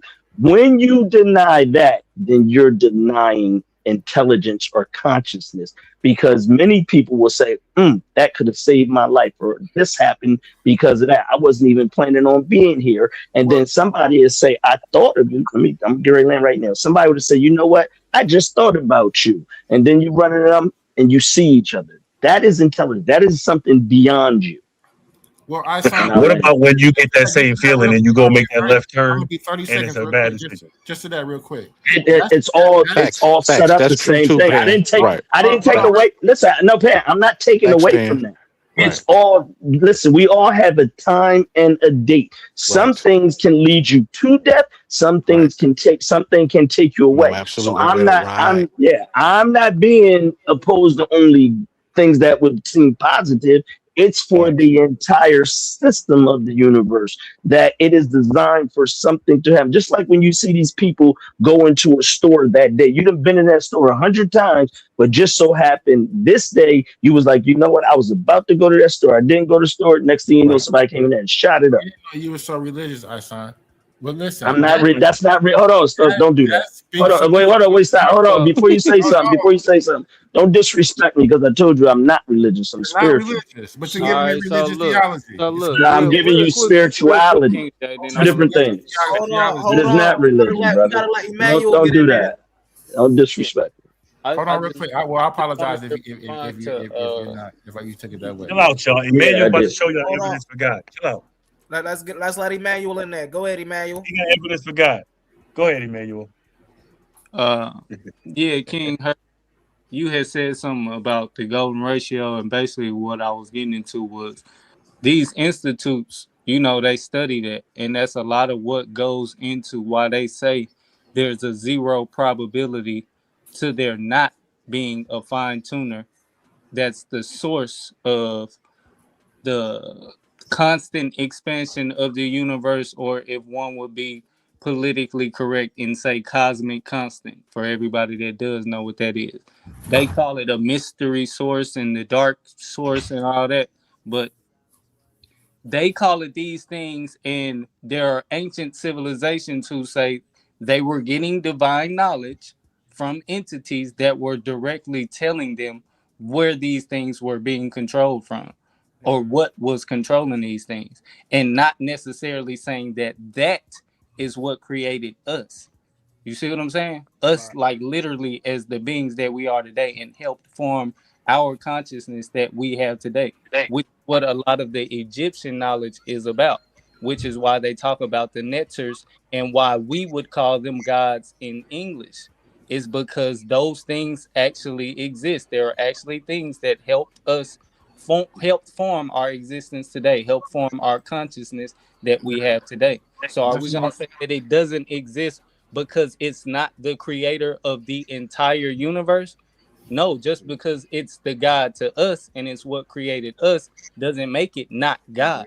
That's why the first thing that I brought out in my debate is what a God even is. Now, you talking about the creator of the entire universe, I went into that in the face-off.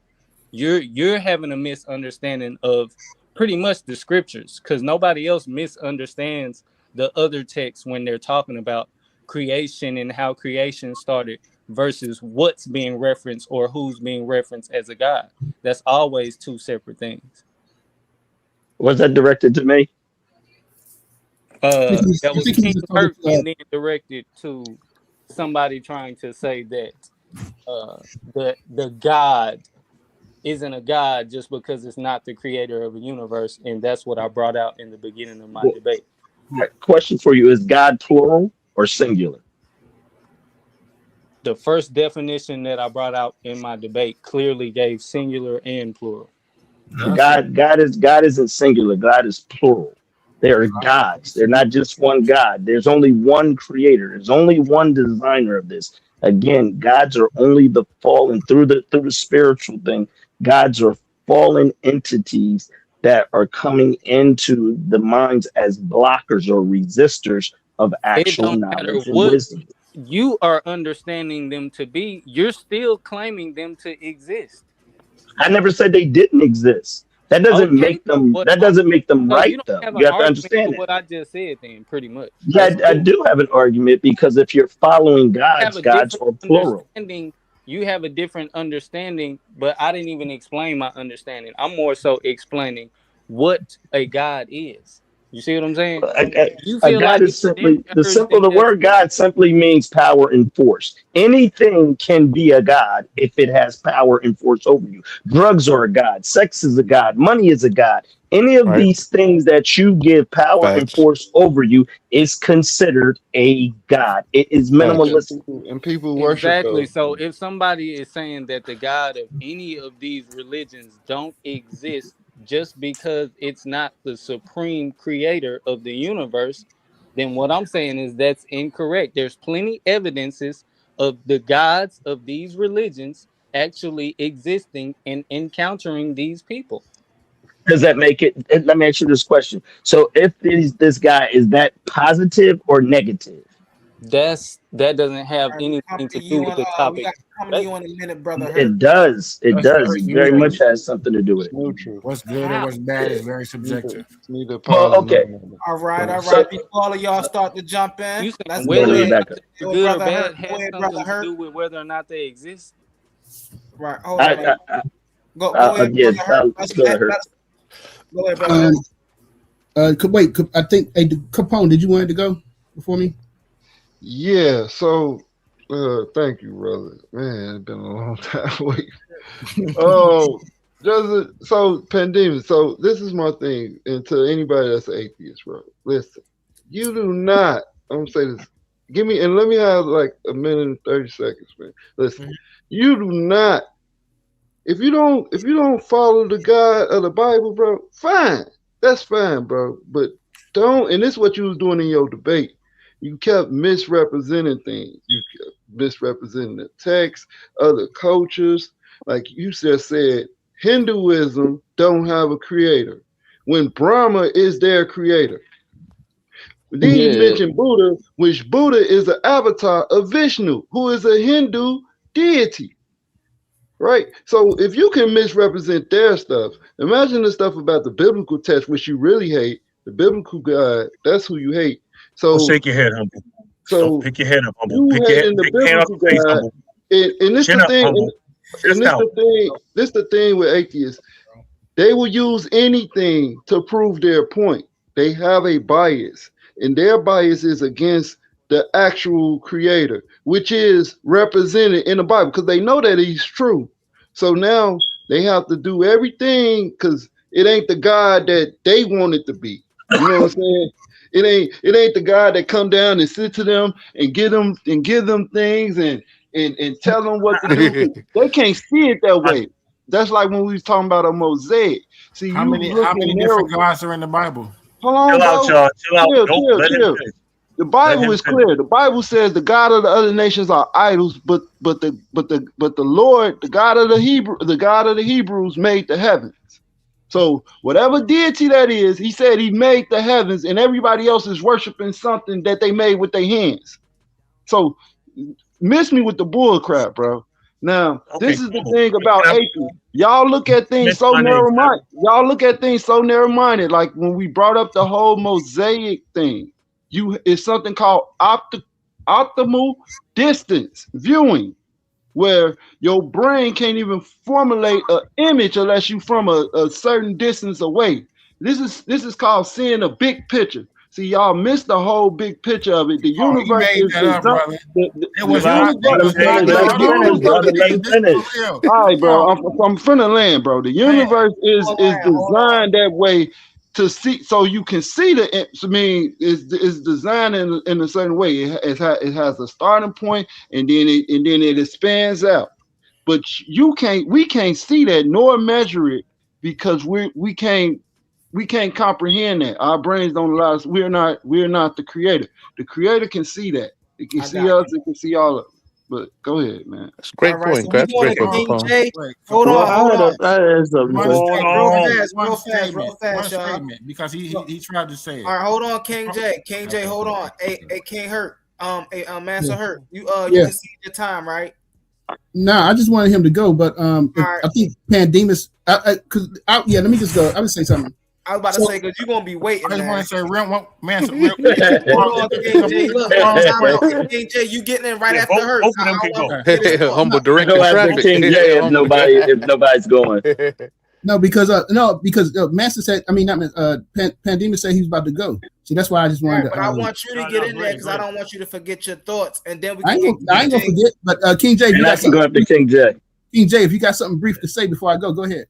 See, look, time out, Hurt. No, that's cool. Hold on, that's King cool. J, That's hold cool. on. It's cool. Because it's gonna be King J, and then we're gonna go to somebody else, and then somebody My else. son want to go after King J. I can jump in. Yeah, or after I saw.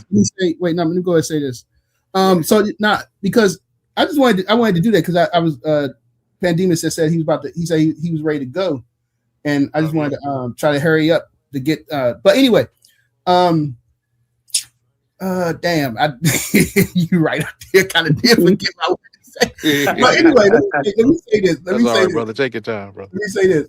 I guess what I was earlier when we talked about when y'all was talking about the subjectiveness of the logic. So right. I'm not using subjective logic. I'm using mathematical logic. And so, and when you're looking at it, if the universe is random, so you have to I think you have to use proof that the universe is random. You have to prove that it's randomness in the universe and that there is no structured order. So by proof by contradiction, when you think about it, if the universe is random, that means that there would be white noise, there would be chaos everywhere. Okay, and it's not. There's structure. We see the galaxies. There's structure everywhere. All right, so that requires a specific law. You know what I'm saying? Right. And I'm saying that's a law for that structure to exist. Thanks. And I'm saying that if the golden ratio was not a conscious thought from the creator, from Amma, then you would have random ratios all throughout the universe. There would not be just single. It would be absolute, one. Right? Facts. It would just be everything. You would just have different ones. So, but there is a law. So the golden ratio is showing you that the stability, that this is why the universe is not collapsing back in on itself from that singularity. This is why, you know what I'm saying, stars are not crashing into each other because of this law that exists in the universe. So therefore it is not random. And to say that there is no consciousness behind it, you have to show that there's randomness. That randomness exists in the universe. So, I know I want to say, Penny, you said something about the Igbo. And I remember years ago I had an Igbo girlfriend. That's the only reason I knew about the Igbo. I was in my 20s and I heard about them. But they do have a creator. They do have a creator because I think I had to look it up. They had a creator. I forgot the name, but if you believe in the ancestors and you believe in the deities, therefore you understand there's a creator. So they do have a creator as well, and I think it was Chinku or something like that they refer to the creator. Chikantu or something like I know what you're talking about. Yeah, that they refer to. They have several. But hold up. So the thing is that even if you could point to one or three different African societies that didn't believe in a creator, that doesn't negate the majority. The majority of Black people in Africa always believed and understood that there was something that created the universe that brought them here. The reason for that we are here is because of the other world, the other realm. That's the reason that we exist today. And you find that all throughout African philosophical systems. And I was pointing out to somebody in the chat. I thought it was interesting how in your argument you only use the European point of view. You know, you can't use the African philosophical view. Facts. But which is fine. Oh my God. Okay. Yeah, the EPA system doesn't agree with Abraham as creator, right? You know what, bro? Hold on. You can't come. I'm not trying to go on in my. I'm trying to. You guys are firing on all cylinders here. Everybody, bro. After Hercules is King J. This is great. Before anybody goes, fantastic. hold on 1 second. I wasn't asking for the mic. I was just trying to tell Hercules I agree with him. PSA, hold on. PSA. This is why I try to keep it in the order system because I know that y'all want to get in. I know y'all be, and then everybody lose the order. Everybody want to get that. So I got your. After Herc, I want Herc to land this plane, and then King J, and then we got Pan, and then I'm next, and then whoever's. Not go back behind you then, because I was back to King J, but that's fine. Pan had a response directly for what Herc just said, though. Right. I'm just in with this. King It's J. okay. So It's land okay. the plane, Herc. It's fine. So I'm just in with this that we, you know what I'm saying, we sometimes we forget that we approach the world from a European point of view because we grew up in a Western culture. Right. So we forget that, and we usually don't read, you know, African philosophical, their spiritual systems, because we've been taught that those things are invalid and that they are superstition and is mumbo jumbo. But I always point out to people is that, you know, if you go, I've been to Africa, I lived in Africa. If you go to Ghana, if you go to Kenya, you know what I'm saying, you go to the Voodoo, the Airway, you know, the people, you go to South Africa, the Zulus, you all of them can reproduce their system. All of them, they can reproduce each other's system, their rituals. They can do the same stuff. The people that can't do it are the ones that's calling it pseudo. Even the Native Americans over here do the same stuff that they do over in Africa when you get to their traditional systems. It's only those people that cannot do it that call it pseudo, and I think that is a fallacy. Just because you can't do something doesn't mean what I'm doing is incorrect. So I think we have to readvise that. When we're talking about these stuff, we have to take a deeper look at it. You know what I'm saying? From an African point of view, and not, you got to take off our European glasses, basically. Yo, okay, DJ, come on, man. Come on, Step DJ. back from the mosaic. Step back from the mosaic. Go ahead, King J. Yeah, I mean, and that's what I wanted to ask Capone. Capone, when you mentioned mosaic, what was your point in bringing that up? Hey, listen, hold on. If Capone gonna answer this question, Capone, you gotta be like 10 seconds. Yeah, no, don't ask no extra questions. Stay on. Just answer real shortly, because I did want to know your premise for it. Yeah, we got it. So he brought up mosaic. So I just he misrepresented what a mosaic is, and he talked about the definition of it, but he didn't put in the part where you had to step away from the picture to see the full image. But Capone, so my question would be: would that apply during the time period that we're talking about? Because they're dealing with stone. So but he was mosaics is what you're suggesting. No, he said he was trying to say how random the biblical text is, and then he went into something being a mosaic. That's where they get the word mosaic from art, is from Moses writing, right? Quote unquote writing. So he's saying that it's amalgamation, but the main point that I caught that he didn't say is that you have to actually step away from the mosaic to see the full picture. So I'm using that to say you have to step away from, you have to step outside of your regular view, outside of your tunnel vision to see the full picture of what Moses was writing. I think would be incorrect. For one, like I said, they would have had to have used stone, right? So there was no stepping away looking at stone in a mosaic view. How was it gonna 3D? No, he's trying to use what I'm saying, bro. I'm not talking about that. I do, but let me get to where I'm trying to go. Let me get to where I'm trying to go with it, because the first examples that we find of mosaic examples are floors, right? They would take like little colored seashells or little colored stones, and they would arrange them in certain ways and make the floors. We see the first one in Mesopotamia. We see one in Turkey and Ur. So those are the first examples of mosaic. I know what you're talking about. Those are the first examples of mosaic stone floors, and you don't have to step back to look at them or to see the like. I don't know where you're getting that from. You're see the pattern? Yes, you do. Stone glass, pane glass. So when you're looking at a hold on. So when you look this real quick. So when you're looking at a checkerboard, can you see the full design? If you got your face, if you zoomed in on a checkerboard, can you see the full design, the patterns, the symmetry and stuff that's in a checkerboard? Because you're talking about tessellated floor. That's the same thing with everything, bro. You can't see a whole house if you're looking right up at it. Come on, right? That's why you have a zoom in and a zoom out. Humble. I need to respond to all of this, please. I need to. All right, go ahead. We got Pan, and then I'm after Pan. Go ahead, Pan. Get it in there. I need everybody. I need everybody to be muted, and I need you to share my screen. Can you do that? Thank you. So the brother said I misrepresented himself, first of all, right? So let's deal with that claim first. When you look at the screen right here, this is not me speaking, all right? This is Rishi Kapila and Jagaguru Adi Sankara, okay? The founder of one of the first and second earliest schools of Hinduism, okay? Now, sources describe him as an atheist in the sense of what? Rejecting the Vedantic idea of a personal creator. Now, I showed you proof of this. What is that noise? Who is doing that? No, who is doing that?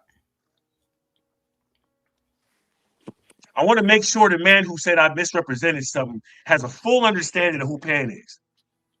Nothing I said in here. That's see what happened was Immanuwel convinced y'all when he kept saying based on Pan. No, I'm showing you sources.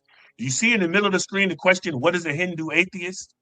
Right? According to the school of Samkhya Hinduism and Mimamsa Hinduism, some of the earliest schools of Hinduism do not consider the concept of a supreme being relevant.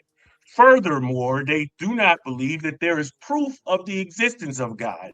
So they followed the I can't remember the word they use, but the way, Prikata, I think it's called, right?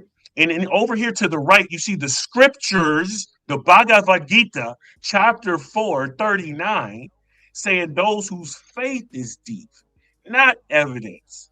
All right, they attain divine knowledge. That's what y'all talking about.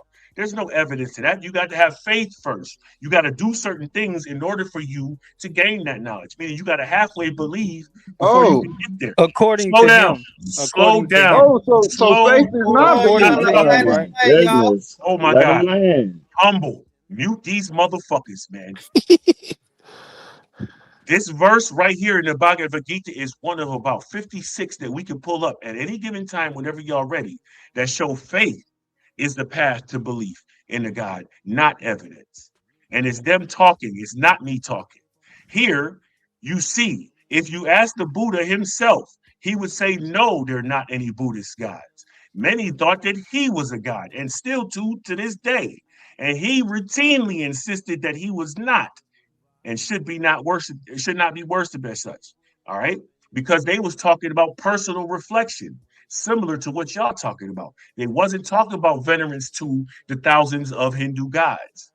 Understand that. Now, when the brother said, I'm talking about a European jump off, I showed you the West African spirituality. They do not, none of them believe that spirits express the way that you can map. You have to go through the divination process to consult with the divinities. And if you don't have the training and skill to do that, you can't, then you have to go trust somebody else to go do that. Meaning you don't have evidence, you just followed based on what he just told you. And here it is, another example. I didn't get a chance to talk about it. If you was, hold on. Hey, listen. Hey, hold on, Pan, really fast. Definitely I'm the host. Hold on, real fast. I'm the host. If I'm up here muted because I'm letting him get in, everybody else on the panel should be muted as well. Get it in there, Pan. Right. And so on some real shit, when you talk about, I don't even know what the fuck you talk about when you say I cut myself. Right here is me showing you, first of all, to the brother when he said his girlfriend was Igbo. I'm Igbo. I practice Ifa, which is Yoruba, and I also practiced Odinani. Okay. So as far as personal experience, I know that you have to consult the divination in order to have, you know what I'm saying, any type of look, it says it right there that before you do anything important. And that is expressed in the market days. When you say that they can recreate their own culture, yeah, in the 4-day market days, they do. That's based on their god systems over there, right? However, that's still not proof that the gods exist. And it don't matter how much you say it, right? So here you, and then I went all the way, I can't remember where the slide is. Hold on.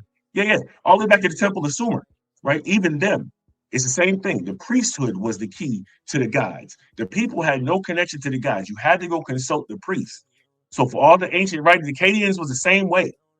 You know what I'm saying? So all of the writings, the only thing they do is prove that somebody believed the thing. They do not. I don't care what you say. Do not prove a God. The one last thing that I will say is on the point of mosaic. You know what I'm saying? There is glass mosaics that do not have a picture for you to look back and see. It's just different colors. There's stone mosaics, like the brother said, on the floors that you do not have to step back and see. There's other material mosaics that you do not have to step back and see. So like he's trying to give you, originally he was trying to say it's a picture of like a face, like a puzzle picture that you could, if you step back, like one of those things when you cross your eyes, you'll see the whole picture. That's not a mosaic. Mosaic is a collection of different pieces that you made into art. That's what it is. That's what it's always going to be. Now y'all can go back into trying to act. All right. So, 10 second. You said 10-second reply. Hurt because I ain't gonna be long. I ain't gonna be long, Herc. I promise you I ain't gonna be long. You listen. I'm after you though. So I just want to point out a couple things that brother Capone was saying, and this is why I'm not going to be long, because a lot of what Pan just brought out is exactly what I was going to say. See, this is the issue when you look at other systems through a Eurocentric religious system. You look at every other system based off of the Abrahamic faith. So because the Abrahamic faith have gods, you think every other system have gods. No, there are spiritual systems out there. So when you look at them, just like Pan just brought up, with the Buddhists and things of that nature, Buddha was not a god. Buddha didn't even want to be considered a god. He was just someone who taught enlightenment. So when y'all run around there and talk about, yeah, they worship Buddha, no, they did not worship Buddha. Y'all have to stop with that. That's a Eurocentric religious ideology. That when someone is in a certain practice, then they're worshiping a deity or a god. That's not the case all the time. That's the case with your religion, but that's not the case with all other spiritualities. I land with that. Go ahead, get it in. I was actually 5 seconds. I've been pushed back 10 times. Real quick, just 5 seconds. Pandemic, yeah, you're Igbo, but also you're an American as well. So you got to remember that, as I said, we're looking through it through European lenses. And remind me to come back to this if I get a chance. That's all. No, I practiced it through my own very much. Who is Olodumare? Self though. So that's who is Olodumare? The creator in the Ifa spiritual system. You said the creator of what? In the Ifa spiritual system of the Igbos, of Ifa, pretty much. Now let me ask a question. Hold on 1 second. And Allah was a supreme creator. Hold on 1 second, because somebody on here said they studied that. I want to get to the root of it. Hold on 1 second. I want to get to the root of it. Go ahead, brother. Is this name that y'all said in the Igbo tradition, right, is it the God of creation, or is it the embodiment of creation itself? If you're asking me, I would say the embodiment. It's both. No, I'm asking but it would be both. Hold on 1 second. I'm asking a person who have experience in this tradition. Is it the creator God, or is it creation itself? Olu means God. I can tell you that. And from my understanding, it's both. It's a supreme creator, primarily. That's what it's known as. If you ask most of the Ifa guys, I know a few of these guys. Who is Chukwu and Allah? Who is that? Say Allah. Chukwu and Allah. It's in Igbo. That's the creator, correct? I thought Allah was about Islam, isn't it? Yeah, no. Allah is the female deity that Chukwu, the androgynous, hermaphroditic type of biformal thing that created this realm that we live in. Because so you got Olodumare, who was a creator of people. You got the people that the beings that created. Okay, exactly. That's what I want. And there's things that was before this. But this is what I'm saying. This is when you're dealing with somebody who don't look through things through a European lens, who actually practice this shit. You feel what I'm saying? You know what? Let me stop talking. Go ahead. It's not my turn. I'm gonna let y'all understand you dealing with the pan. Olodumare. Let me tell you. We're gonna come back to it. I asked you a question direct, and you was just answering it. Why would you say hold up? Because it was exactly what I was saying. What was the question? What was your question to me? What did you say? Who was Olodumare? And when you just answered who he was, you just cut yourself again. No, you wasn't listening then. Olodumare created, according to the story, created human beings in this realm that we live in now. That's the story. Okay, hold up. So if you didn't know the story, you should have asked me beforehand. But what happens is in the Igbo and the Yoruba tradition, everything always existed. Let me finish. Everything, the universe always existed in Igbo and Yoruba tradition. Right. The creation that you're talking about is people. Stay focused. This shit gonna get more difficult if I stay on the line. Okay, real fast. Let me jump in. So let me personally use an example. This is one of my favorite examples, right? So one of my favorite natures is Jehuti, right? Jehuti is not a god. Jehuti is a principle, intelligence, wisdom, right? There's no deity up there or ever or had statues or anything worshiping Jehuti, because that's not what they did with that. They understood that Jehuti was the embodiment of wisdom and knowledge. They didn't think he was the god of wisdom and knowledge. No, they understood what he was. Now, here's the thing that people get mixed up. They see iconography and say, oh, look, that's proof that they thought he was a god. Look, he got an ibis head. That's proof that they thought he knew what he looked like. Why did they mummify? Hold on one second. That's called symbolism. So when we're speaking about these things, just piggyback off of what Pan was saying. It is incorrect when y'all think just because there are certain depictions of certain hierarchies of natural forces that they consider those natural forces God. Tiamat, right? Which when you literally look up what Tiamat is, forget her iconography, forget the stories. When you literally look up what Tiamat is, it's salt water or fresh water. So that literally lets you know they had a concept of what divine water was. You see what I'm saying? What divine presence was, what divine thought was. They understood these principles. They didn't have to make them gods to understand the principles. Just because they personified it. And see, this is the thing, and this is what they try to do with science. Was Ra a principle? Hold on 1 second. I'm gonna land my plane with this. This is what certain people also try to do with science. Just because they wasn't putting titles to the things that they were doing like we do now, it's not like they didn't have these same skills. So just because they didn't use the term personification in their literature, because they didn't use the term anthropomorphism in their literature, does not mean they didn't understand those concepts.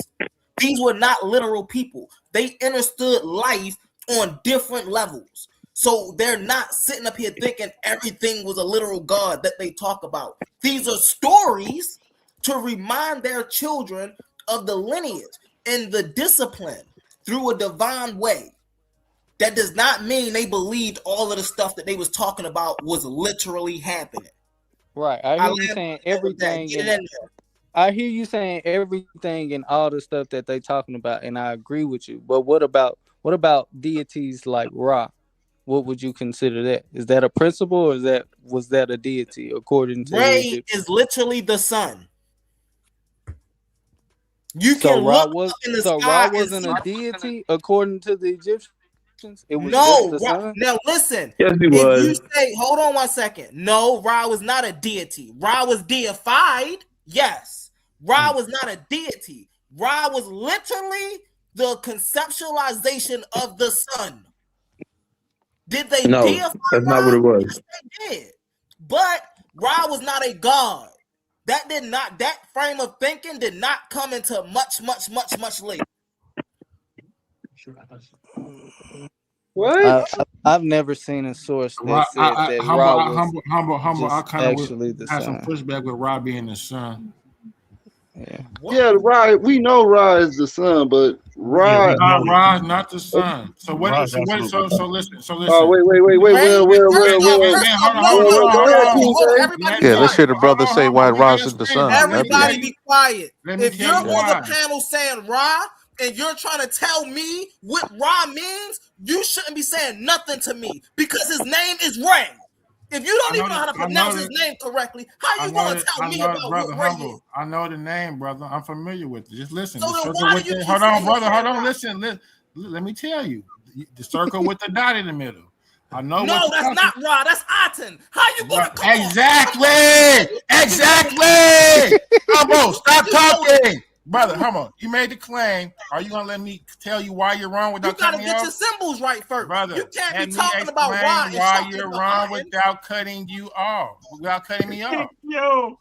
You said Ra was the sun. Yes. So that means that when you say that, you're talking about the physical, actual sun, correct? Yes. So Ra is the energy. So the sun, when you see the physical depiction, the physical sun disk, that is the Aten. Ain't no way. That is the Aten, humble. No, that's not necessarily true, sir. Hold on. Time out. Hey, King Hurt. I don't know nobody else. Hold on. I did see something say the Aten was the sun disk. Hey, Master Hurt. The sun disk is. Can you please come and spread some light on this situation, brother? I'm very familiar with the situation. Hold on. Hey, Hercules. Yeah. Can you please come and spread some light on this situation? Yeah, we talked about this before, and the thing is that the question was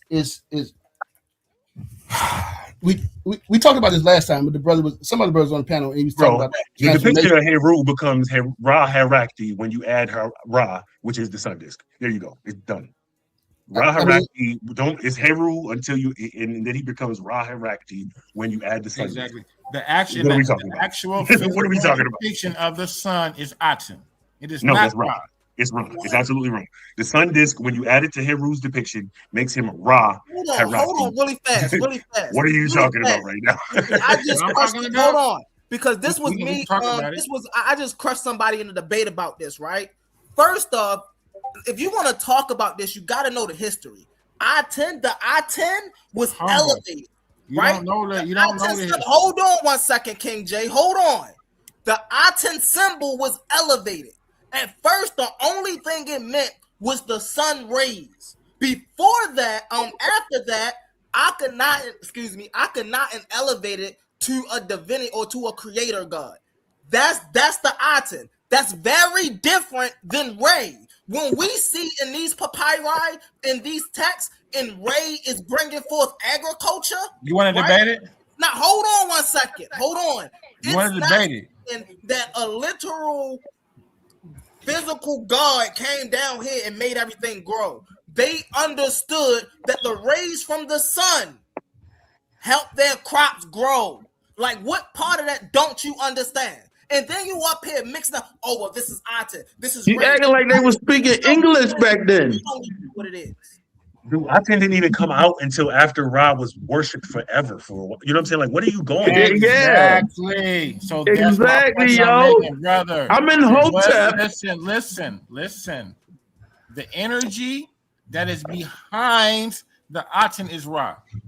The physical. No, before Aten. Because you start off wrong. You gotta start. Ra existed before Aten. You can debate when I get done talking. I feel you. But start off with who was first, Ra or Aten? But I just want to know which one was first. My sentence, brother. Start from the beginning. Which one was first? You want to say what you want to say first? No, I want you to start from the beginning. I want you to say what you want to say first, and then I'll respond, or I say what I'm. No, I just want you to start from which brother. I feel you. I know what you're about to say. Just start from Ra or Aten. Which one was first? Brother, I'm talking, so you can wait, or you can go ahead and you can talk, and I'll respond when I get done. So my question, the reason I got you. The reason I asked that question, no, you said you wasn't going to make a point. I got you. No, I got you. So the reason I asked you that question, mute your mic. The reason I asked my sentence. Hold on, King J. Let him ask that question. You didn't ask the question. I didn't hear your question. You cut me off in the middle of sentence while I'm talking. What's your question? You said you wasn't going to answer, or I could keep talking, and I'm about to just explain why I asked the question. Brother, I'm not a master. So the reason I asked the question was, brother. I don't talk like that. So be quiet for a second. Be quiet for a second. I'm talking. The reason I asked that question is because you saying the power behind Ra.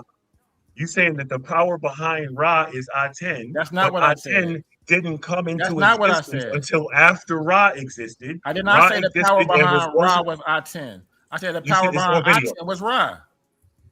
Okay, that's what I meant to say. Fine. You said the power behind Aten was Ra. But Ra was first. Right. So you didn't even have an Aten. Right. So what are you talking about? The disc was Aten. So you're gonna let me answer? That's your question. First. So you have to shut up and let me answer. The disc existed That's first. your question. Let me answer it. No, my question was which one is Are you gonna let me answer the question? No, you already did. You didn't. No, I You didn't. answered my Brother, question. you missed said it, yes, brother. Ra. I haven't even spoken. Hey, nah, Brother, I ain't you gonna just lie, said, King. I ain't hold gonna on, lie, hold on, One wait a mic, minute. guys. You One said mic, Ra family. existed first, and that was the answer to my Like, question. brother, like, are you gonna let me? Ra y'all going existed back and first. forth, man. Hey, This is me and Humble's You conversation. I don't know said why the hold on, brother's you King feeling like J. said that. Hold on. you I'm gonna give said you the Ra mic, King existed J. first, and that's Hold the on one answer to my second, question. Pan. Yeah, Pan, Now Humble's I'm the gonna you give you the host. mic, King Let's hear J. Humble Then out, guys. I'm gonna let you respond, Pan. Go ahead, King J. I appreciate that. So yes, when we're talking about Humble, you said Ra is the sun, the physical sun. I'm telling you that is incorrect. When we talk about the physical depiction of the sun, we know that the physical sun, this is the Aten. Before that time period of Akhenaten, 18th dynasty, there is no physical depiction of the sun. We have a Saba, which is the star, which are the stars that we see in the night sky through the Duat. Hey, King Those J, are I stars, feel those like are you done called lost enough Shebas. debates. We're not even gonna debate on that. You done lost enough. We only have the physical. Ra is unseen. Ra is unseen, Humble. No, our moon is unseen. Ra I think, is yes, unseen, Amun is the brother. unseen, right? I agree with Hey, Pan give on me that. your up off your Right, face, bro. can I Give me your up off Amun your is face, the King J. midnight sun, Hey, unseen, King right? J, give me the up Can I off your All right, face. hey, Unseen, let me right, jump in there, man, because right. this man been cutting Oh, this up. Pandemic love. I got you, Capone. Hold on one second, Capone. Hey, King J, I need that Don't unk run, off your Pan. face, bro. Because what? Cause what? Literally. Go ahead, Capone. Go ahead, Capone. Get him, Humble. You even Yeah, understand your man. logic. Pandemic, You even speak understand over your it, logic. man. If let me Aten go is Pandemic, the act, listen. crazy work. No, go ahead, Capone. If Aten is Right. the actual So, physical so sun you disk, said, then how can hold on. Ra be the sun as Hold well? on, King J. Let Capone get in there. You can respond. Let Yeah, Not Capone. making because I sense. got a question to the Go ahead. debater, right? So, pandemic. So you said that the Buddhists they don't. So listen, you keep misrepresenting everything that we saying, all the data, bro. It's crazy. You keep doing this. Buddha is an avatar of Vishnu, who is a deity in the Hindu pantheon. So just because people say, oh, they don't worship Buddha or they don't worship no God, Buddha is not a God. Buddha is the literal avatar Bro, of we didn't talk Vishnu. about Buddha. Hold on, bro. This is I'm about to hang up. I'm about to hang up. Y'all have a good night, man. Peace. All right, Pan, have a good one, bro. All right, Pandemus. Damn it, he gone. Damn it. yeah, because he keep misrepresenting things, bro, and he keep doing that over and over and over again. I forgot what I was saying. Y'all moved it all the way to Egypt, so all I can say is I was agreeing with Hurt. Nowhere in African or indigenous thought or civilization did they ever say that there was no deity that created the universe. All the ancient text says that there is a deity that created the universe that formed these other beings who came to this earth and they taught people. And the guy I'm from the land, and the guy that pandemic he cut himself when he said that you had to be initiated. You had to, for the divination, you got to go to the priest. Why? Because the priests are the ones who had the connection with the deity. And go back to the biblical narrative, Moses was priests. So he cut himself all around the board, but he talked with authority, but he's really I forgot what they call it. He pulling the wool over y'all eyes. So you gotta be able to step back and see what he's saying. I'm gonna let you go right into that. Hold on, let me say this. You have to step back and be able to hear and see when someone is lying. Okay, so Capone, I think the point that you are missing is just because ancient people identified universal forces, that does not mean that they were worshiping them as gods. Like Vishnu, right, is a universal force. Brahma is a universal force. Shiva is a universal force, right? These avatars that they say that are avatars, right? These are just people that was coming in enlightenment. That's why I went to Kemet. But that's the definition of God in But your humble, language, that's the humble. definition of a God. That's our English definition of a Hold God. on, my thing, bro. Hold on. So that's why I went to the Neteru, just to show you the same thing.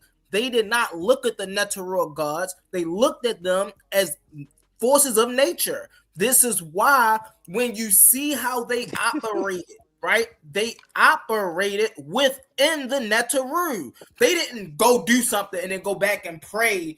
Matter of fact, let me give you a great example. So who? When they live life, hold on, Capone. When they live life, they lived Ma'at. They spoke Ma'at, right? So they didn't go out here and do something and then go back to Ma'at and be like, oh, Ma'at, I did this, did it. No, when they were literally acting out their lives, they had Ma'at on their mind, because Ma'at to them wasn't just a God looking down on them saying they was going to do good or bad. Ma'at was literally their ethnic system, their ethical system, right? They live by the ethical code of Ma'at. So when you sit there and you reduce Ma'at to just a goddess, it's like, dang, well, you have no understanding of this culture at all. Yeah, I think our understanding of what a God is, which is just a power or a force, right, is romanticized. Where we think that it's like a physical person or somebody with powers, right? So that's what that's the misconception that we are having. When the brother Immanuwel, what he was talking about in his debate, he was talking about the divine intelligence, the supreme power that started everything. That's the same thing you talking about, humble. But because you have a bias and a presupposition, you don't want to acquiesce to his points, then now you're against it. Now I'm gonna make a few points real quick. I'm making a few points real quick. You said that the Ra name is Re, so the pharaoh name was Ramesses, right? Or Ra Amun, not Re Amun. That's one point. 2 points. Second point. In the Maxims of Ptahhotep, he says the ancestors who listened to the Neteru. So how did the ancestors listen to the Neteru if they didn't tell them anything? I mean, if you saying that they was arbitrary, they was principles and everything, they wasn't real. How did they listen to them? What, they listened to the sun? They listened to the moon? No, someone told them these things. Another thing, third point.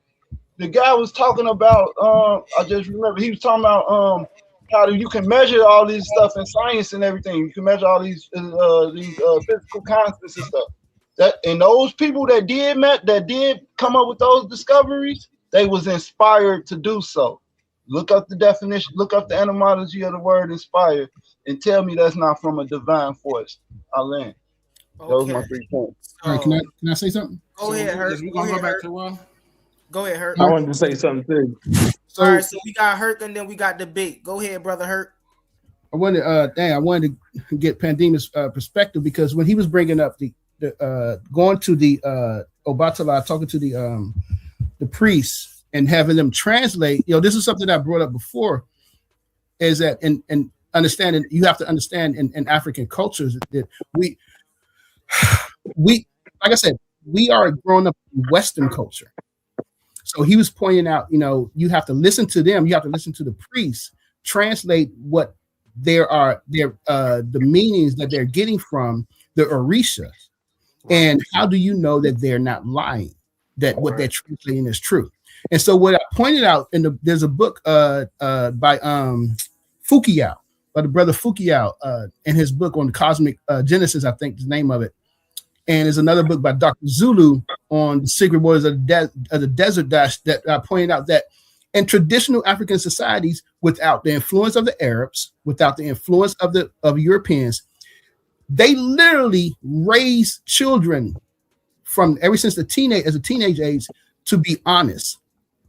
Okay. And this is something that concepts that we don't understand, because it's like, yo, if your parents are about to get executed Are you going to tell the truth or are you going to save their life? And we think, I'm like, shit, I don't want to see my mom die. I'm a lie. I don't want her. But they don't do that. They do not do that. And he gave examples as where they test throughout their lives as growing up, all the way up to all throughout their lives. They always being tested to see if whether or not they always going to be truthful. So these people are literally raised to be truthful at all periods of their life, from teenage to all the way adulthood to their elders. So these people do not lie. They always tell the truth no matter what the circumstance is. And they both gave examples of this. So this is something hard for us to understand because we grew up in a Western culture and we see all these movies, you know what I'm saying, where people lie all the time, you know what I'm saying, to save their children, it's like, yo, that's what you would do, just because that's what we do.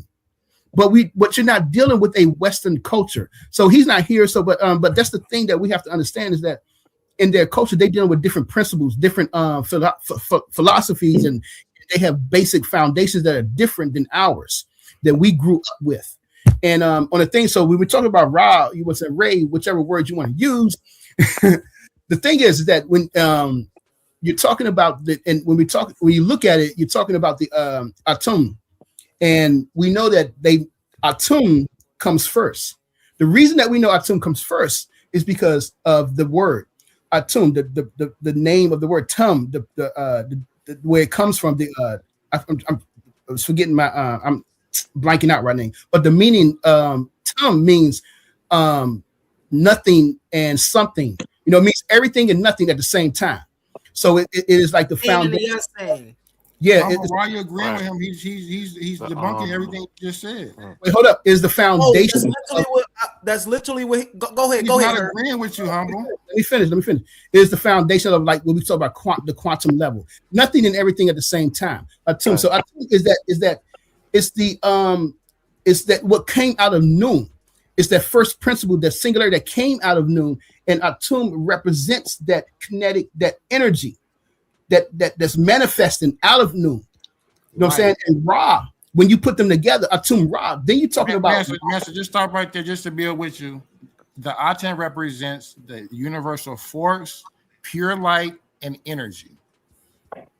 Yeah. So yeah, that pure potential energy that came out. Exactly. That's what that represents. So follow me. So Master, deal with me because I want humble to get some understanding. Hold on, humble. Hold on, just stop. He's trying to sway the conversation. Why are you causing confusion, humble? Every time I'm trying to correct you, brother. Hey, this is what you do every time I realize. I'm setting it up. Yeah, let's let him land the plane. We can follow it. I'm setting it up because we already talked about this. You may forget it, but we already talked about this. Yeah. So that's that pure energy. Atum is that pure energy, and Ra is the light. And when you putting them together, Atum Ra, when you put them together, that's that you looking at manifestation of the energy is being manifested. And movement. I want to add movement. Right there, man. And movement. Right there because they don't understand this. We got to talk about the movement as well. Hold on, and I'm giving you primary examples. When we look at the 18th dynasty Armana and we look at the golden disc, that Aten, right? That is a sun. When we look at those rays coming out, and at the end of those are their hands, right? Mm-hmm. At the end of those hands, they're unks, right? That is not Ra. That is the Aten.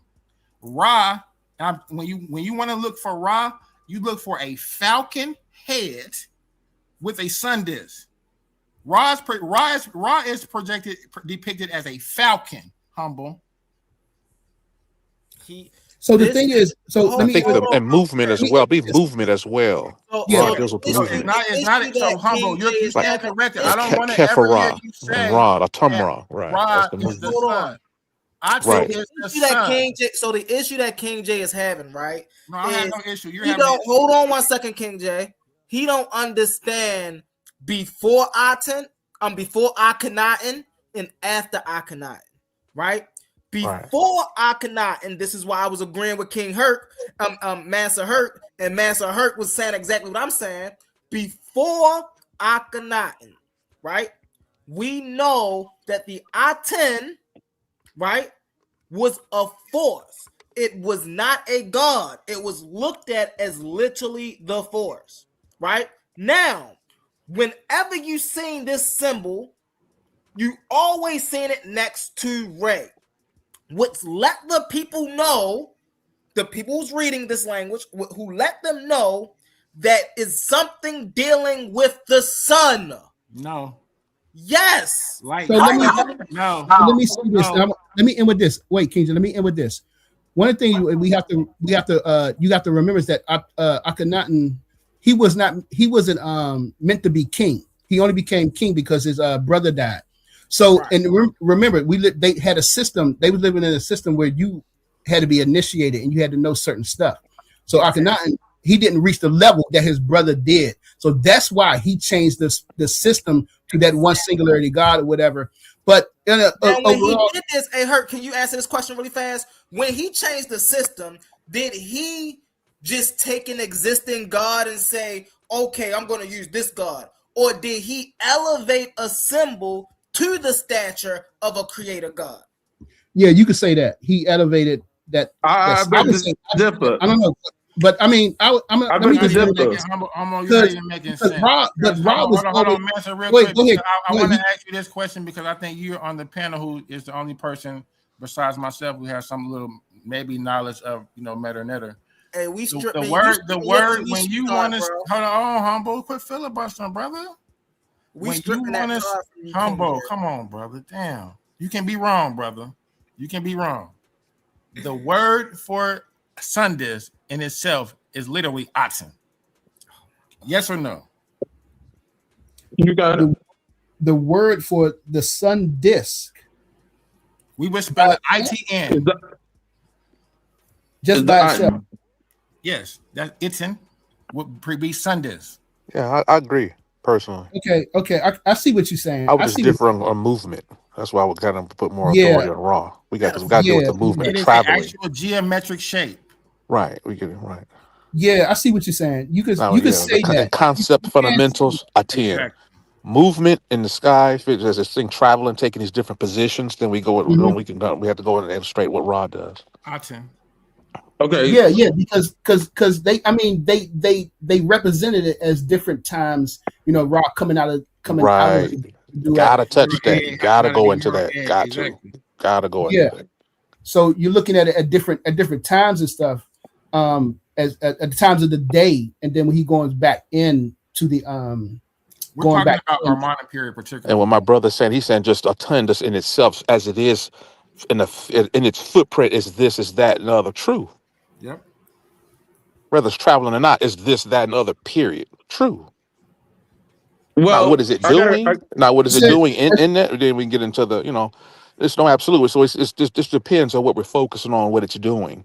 Given its form, we're dealing with its modality. Form denotes function. Like, what is it? You know what I'm saying? A singletary source of life will be the Aten.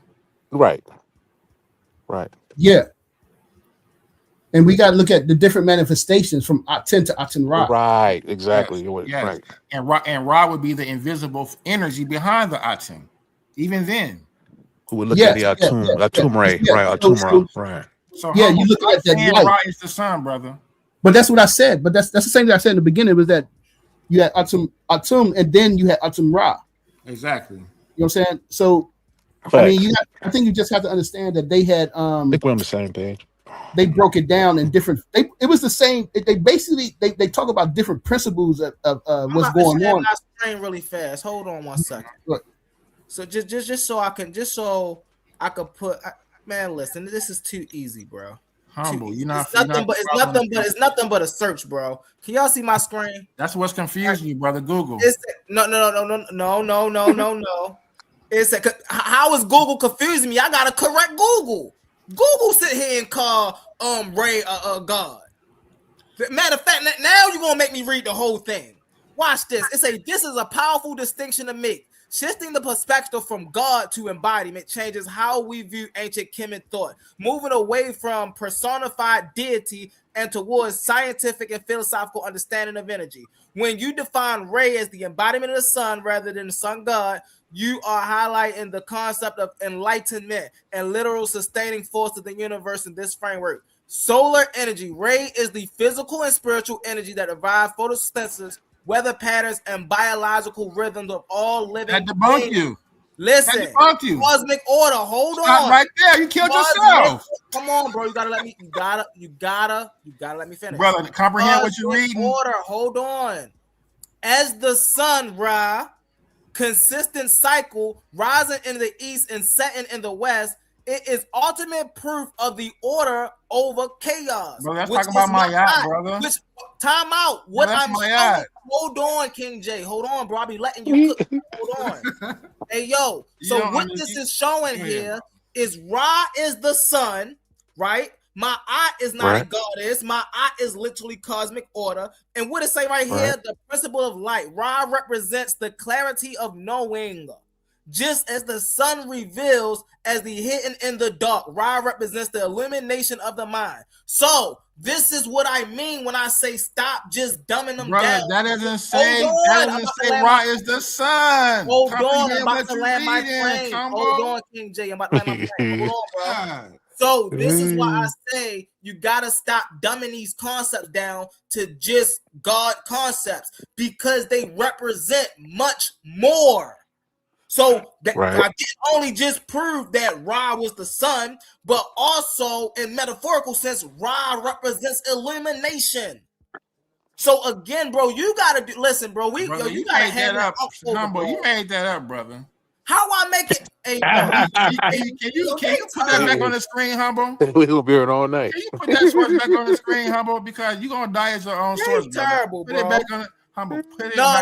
Now, brother. King J, you go show me where Ray is not the sun. Go find me something that say Ray is not the sun. Brother, we just sat on the panel and discussed. Go find me something that say Ray is not the sun. I think we agree, more or less. Yeah. We just went over it with you, Humble. Yeah, I think we King J, go find me something that say Ray is not the sun. Ra is going to be when you find Ra, you're going to see a falcon with a sun. Brother, listen to what I'm telling you, brother. King J been asking questions all night. Now I asked him a question. He want to dance around it. Can you go find me a piece of information, primary evidence that say Ray is not the sun, brother? Yes.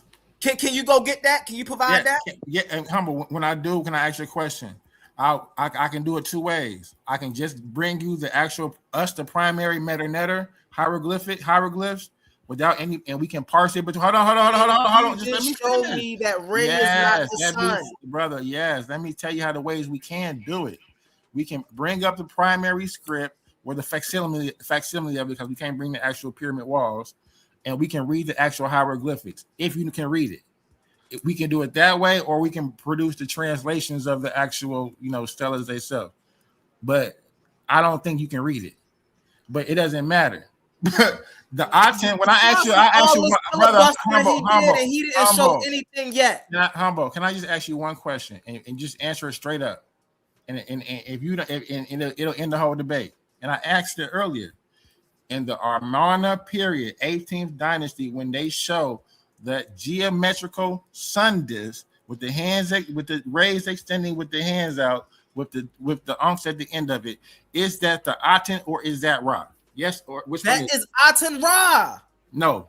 Yes, it is. Okay, so exact. So Humble, what depicts? Hold on, Humble. Humble, you're not answering the question. Now he want to agree with me. No. When NASA literally now you're causing confusion because you don't want to be wrong. I'm gonna let you get it in. Hold on, Humble, you answered your question. Now you answered it. I'm gonna let you get it in. Give me 1 second. When Massa just set up here and said you gotta be mindful of the time period that these things are taking place in, right? You said it's and he set up here and said, hold on, I said it's 18th dynasty. Hold on. And he's talking about the 18th dynasty. Yes, right? I am. Which we know in the 18th dynasty, Amen and Ra was most definitely linked. So when you show us something and I say it's Amen Ra and you say exactly, you're proving my point. Amen Ra? What are you talking about?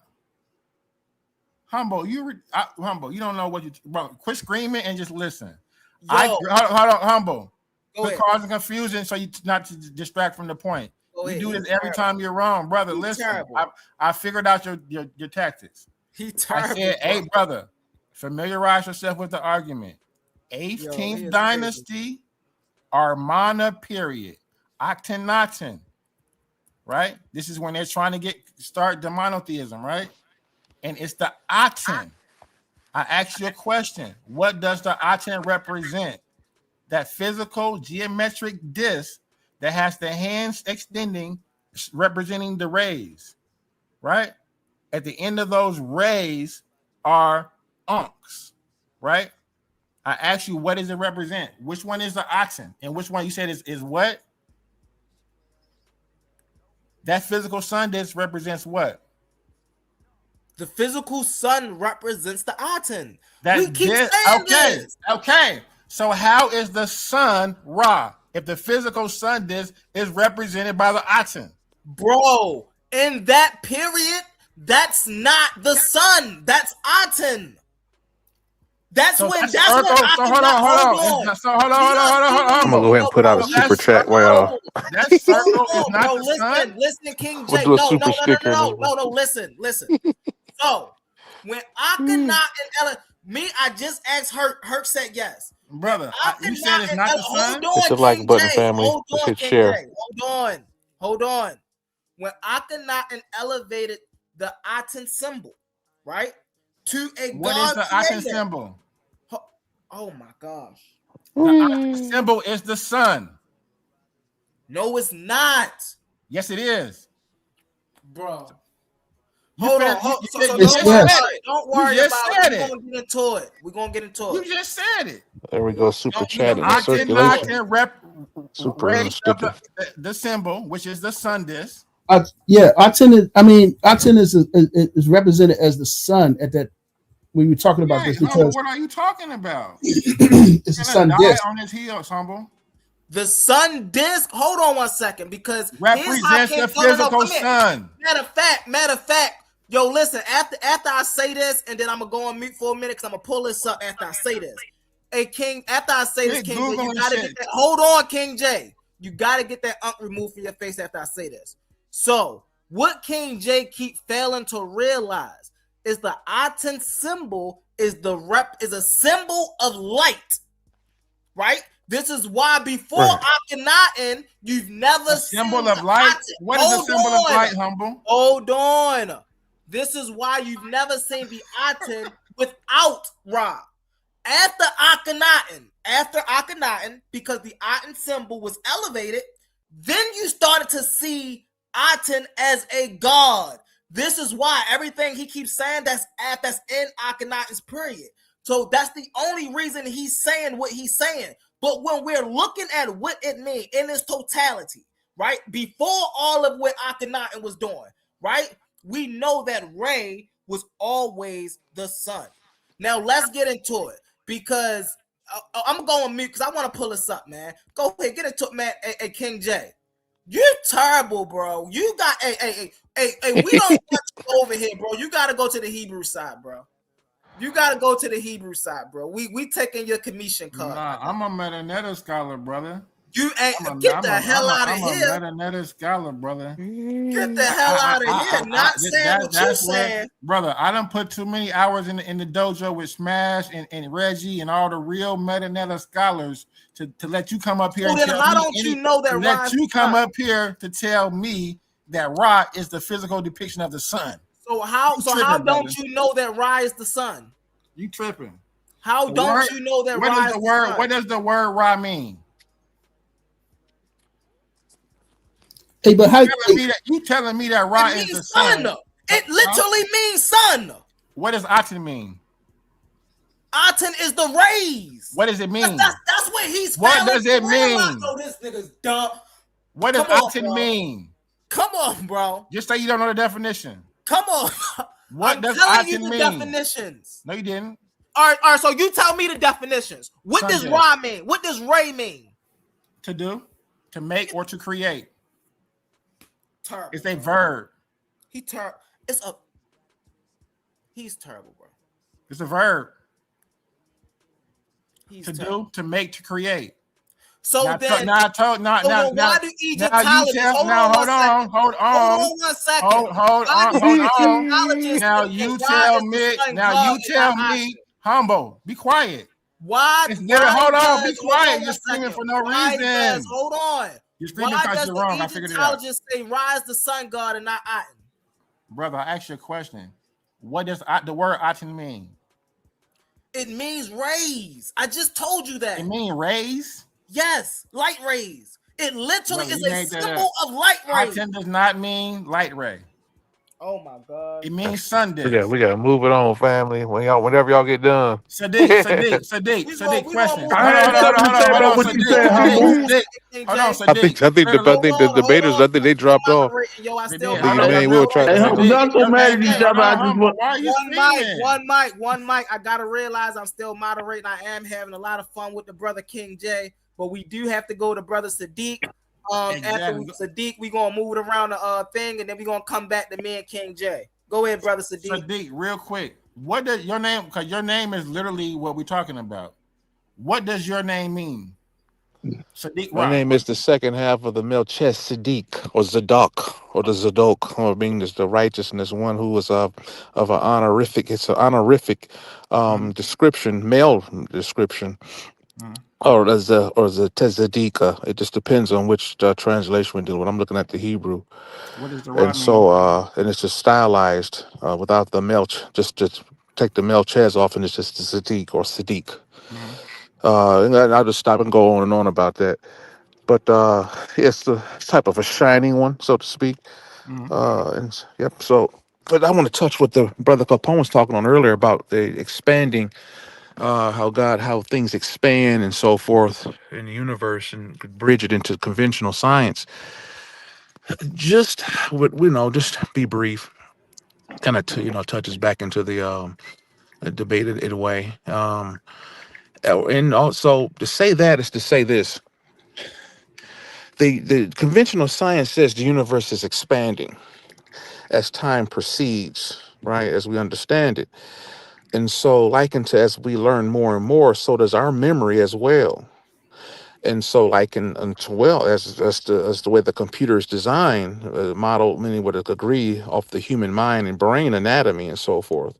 So does the hard drive as information is typed consciously, right? We're dealing with something that's alive, something that is sentient, pumping experience over time as we type into the computer. So does the hard drive increase. So the mind of the God is likened to this, as above, so below, to the computer hard drive. So does the mind, or so does creation in its totality, or at least in our unilocal universe, expands. See, that's why it does that. This is why the universe is expanding, because there's living entities in it, and they're living out different timelines concurrently. And there's destruction, and we're creating entropy. I won't go too far ahead of myself, and we're creating chaos as we go, as order eventually dissipates and chaos increases, and I'll just stop there. But that was interesting. One brother Capone went into earlier about how, there's an aspect of nature that expands and grows, and I would just probably summarize it in one sentence to say that typically chaos takes up more space than order. And I'll just stop there. Most definitely. Anybody else want to get it in? Anybody else want to get it in before King J get back into it? All right. So let me. I wanted to get to something that you said. First off, I wanted to get to. Let me get to what he was just talking about before I forget he was even talking. About the universe expansion. Yes, sir. Obviously, that for the last I say about 1.5, 2 years, there's been a big disturbance, so to speak, in modern cosmology because of these galaxies that have been found. I don't know if you know about the JWST telescope, but these galaxies that are supposed to be infant-like and small, but are large and very mature. I just wanted to point that out because the Lambda model says these galaxies shouldn't exist. I just wanted to point that out real quick. But back to what I was going to say about what Humble said earlier, which was that did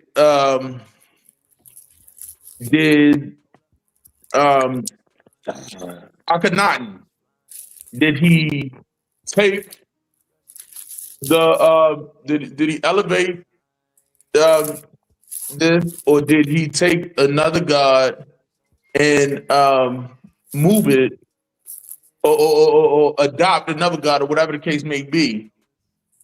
Well, he didn't say adopt. That wasn't his exact words, but that's pretty much where he was going, if I'm not mistaken.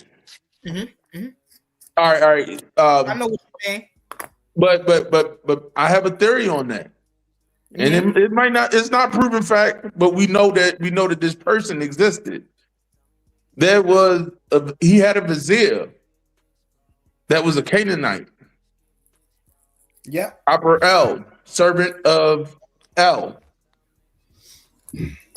Or servant of the god El. So just saying, I mean, we do know that God saved Egypt once too. Like, I'm just saying, you know. So I mean, I have a theory about that. Yeah, I got a theory about that. So let's get into this really fast. I want to get back into it with the brother King J. Let's get into this real fast, right? Because again, bro, this is too easy. These are nothing but searches. What do Ra mean? In ancient Egyptian metal netta, the term Ra, often translated as R, you know, with the apostrophe, primarily translate to the what? To the what, family? Who was wrong? Who was wrong? Hey, yo, King, like I said before, King J got to give up that unk on his face, bro. He terrible. Let's get into it.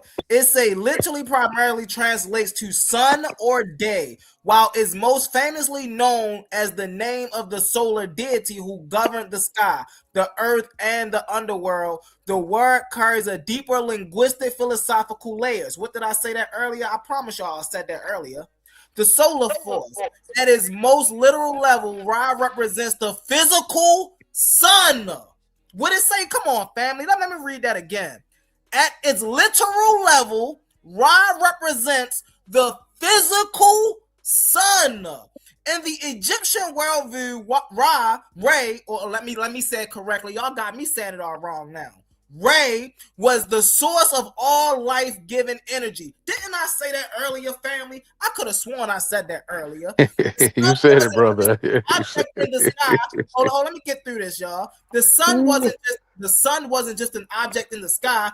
It was a conscious force that's transitioned through different states.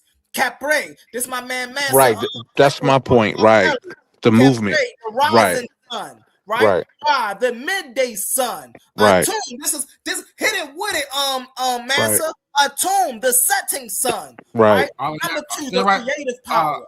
The name is often no, hold on. Let me land my plane. I gave everybody a round. Let me get it in here. The name is often associated with the concept of creation or creative power. In various cosmologies, creation stories, Ra was the self-created creator who brought the world into being through his word or his tears. To evoke Ra was to invoke the primordial energy that sustains existence. Let's get down here real fast. Now, what about Aten? We went back and forth on Aten. Oh, Aten was the sun. Let's get into it, man. Aten represents a significant shift in ancient Egyptian thought, moving from the personified, multifaceted nature of Ra. Wait, time out. Let me read that again, family. Moving from the personified, multifaceted nature of Ra. Aten can't even exist on his own without Ra. So you telling me that this was the man? Get out of here. Towards a moving singular abstract concept of divinity. While Ra is often depicted as the man with the hawk's head, and Aten was represented strictly as the solar disk with extending rays ending the human hand. Cut yourself. Hold on. Come on, bro. Let me get it. It's the symbol of life to the nostrils of the king. The physical definition, linguistically, Aten simply mean disc. What did it say, family? Linguistically, Aten simply meant disc. In earlier texts, it was used to describe the physical body of the sun or even the moon. It was time out. They use Aten to describe the moon as well? So how can Aten be the sun if Aten can be used to describe as the moon? Let's get into it, man. It was the shell through which the light of what? The light of Ra manifested. The light of who, family? The light of who? The light of Ra. So again, at King J, you gotta get. You gotta comprehend what you're reading, humble. You gotta get that. Don't even agree with you, face, King J, because you don't know enough, bro. You don't know enough, bro. Are you gonna show my screen now? Are you gonna show my screen? I think we can move on. I think we got it. Yeah, that's not. Even though that's not a source, but I'm ready to share my screen now. All right, let's get it. Go ahead. Because I just want to say, humble, that your source debunked everything that you said. This guy is so read this.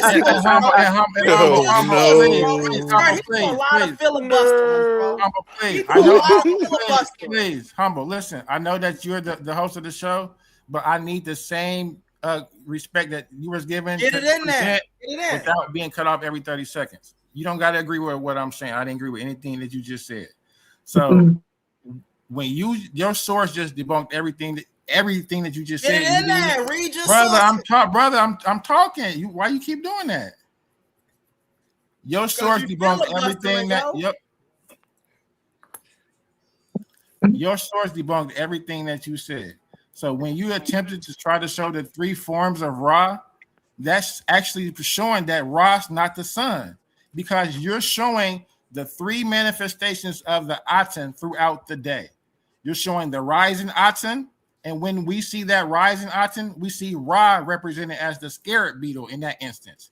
Ra isn't the sun in that instance in the rising Aten. Ra is the actual scarab beetle. When we see the midday sun rising with that disc, and what I asked you about with the red, with those hands extended with the ankh at the end, that's the midday Aten. And Ra in that instance, and I told you, was the falcon-headed man with the sun disc on the head. So that's letting you know in that instance that that's not Ra. It can't. Bro, Ra can't be. Ra can't. Can you read this source that disagrees with you? You can respond when I'm done. Ra can't be the falcon with the sun disc on his head and the actual sun at the same time.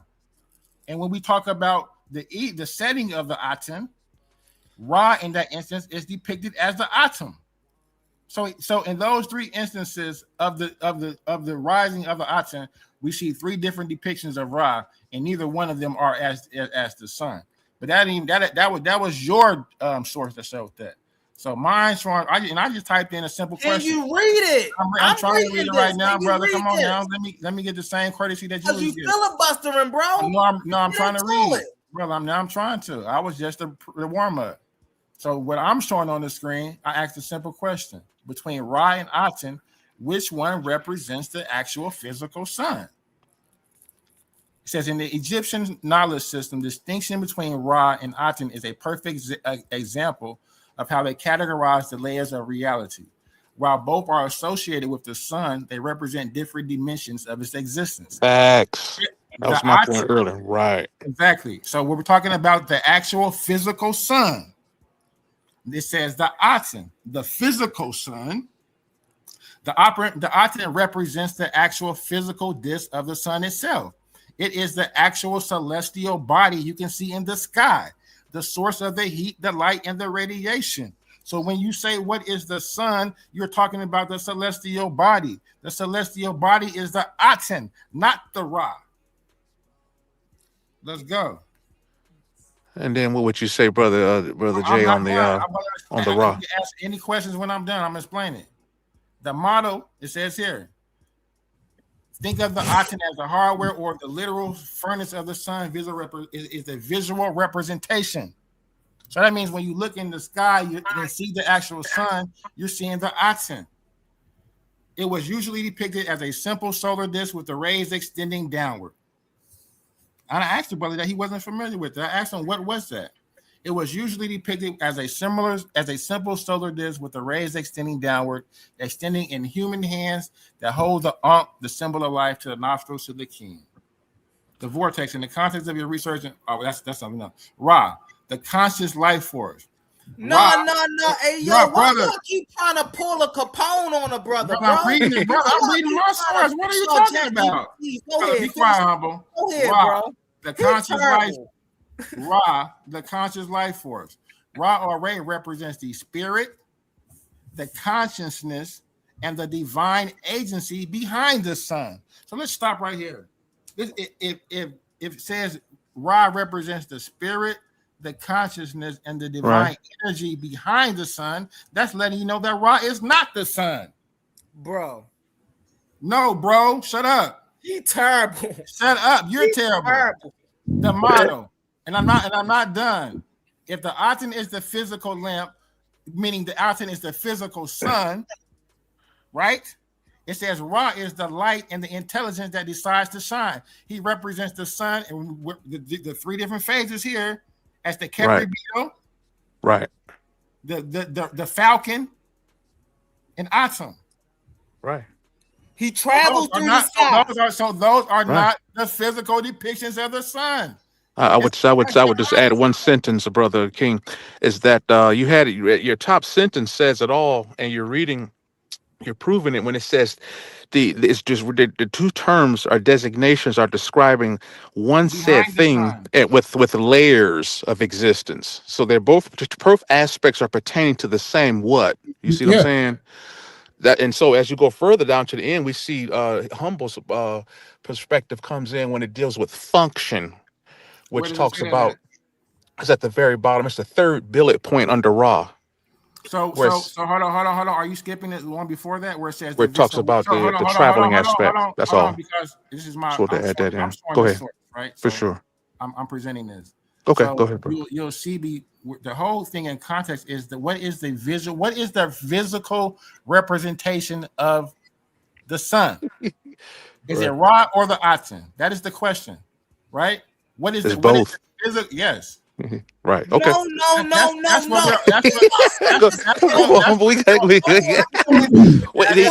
You guys are really agreeing. You're the same sides of two different. Yeah. Same coin, two different sides of the same coin.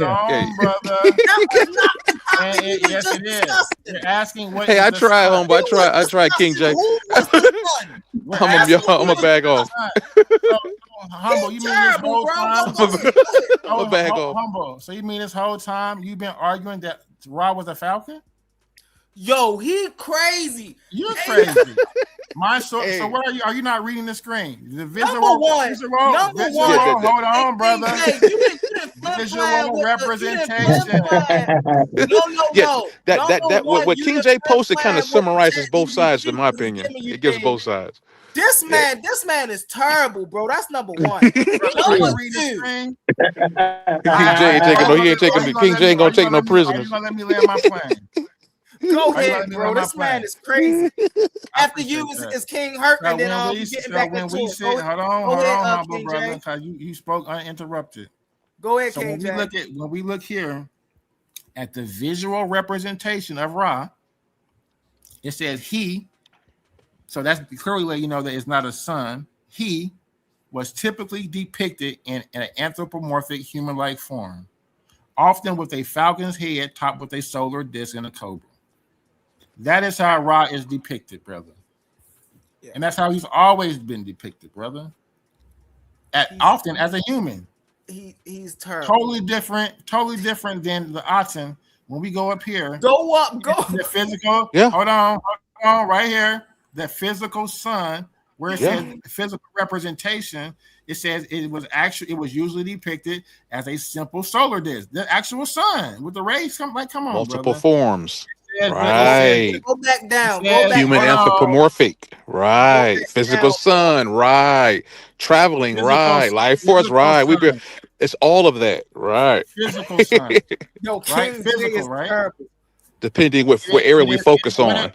Thank you. If we're looking at the symbolic function, then we're gonna go with the Aten. It just It says, hold on. It says go ahead, bro. It is the celestial body right in the sky. Right. What is the celestial body that you see in the sky? Ray. The sun. Ray is the celestial body you see in the sky. That's not what it says, brother. Ray is the celestial body you see in the sky. Brother, are you reading the screen? Ask your chat GBT. Brother, are you Ray reading the celestial body you see in the sky? Brother, are you reading the screen? He is terrible. Are you having cognitive dissonance? He is terrible. The Aten, the physical sun. Do you know what the physical sun means? So why are you asking? Like, come on, brother, you can't. Ray is the physical sun. Huh? Ray is the physical sun. The physical sun. So listen. Hold on, hey King J. Hold on, brother. Yeah, you need if this is the physical sun, then why can't Aten also can be used to be represented? You need to ask yourself these questions. This is what it says. I'm asking you because you said you know this. Brother, if Aten is the sun, then why can it also be used for the moon as well? So you saying they lying? This source, this chat GPT is lying. Yes, you most definitely finagled this and poorly. Huh? You most definitely finagled this and poorly. It says, what is it? It says the Aten represents about vortexes and this guy is. I can explain that. All right, yo, I can explain it. Hold on. It's Master Herc's turn. Turn. Get in there, Master Herc. I mean, you asked the question, and I mean, he couldn't explain it, so I was going to explain it. You're gonna be brief because you're gonna explain why the Aten is not the sun. Go ahead. No. He asked the question. He said, "Why would the sun? Why would it also?" That's the argument on the floor. What is the? Yeah, he was saying if it's the sun, right? He was saying that if it's the sun, why is it also the moon? Because the sun. Isn't that what his question was? Brother, no, brother. You ain't talking about no more. Right? Hold on. Let Herc get in there. Go ahead, Master Herc. Go ahead. So I just wanted this book right here. Not Jacob Carruthers. It's about Mala Karinga, Mayat. Real good, man. Real good philosophical book. I thought I was about to disagree or push back with Sadiq until I started to think about what he actually said. Yes, sir. But in this joint, Karinga says, I just want to say on page 200, talking about Mayat, he says, Mayat is in fact also the cosmic glue that holds the world together, that gives its meaning and motion. The relationship is a reciprocal one in which the creator who brought being into being and give life requires Mayat from the living.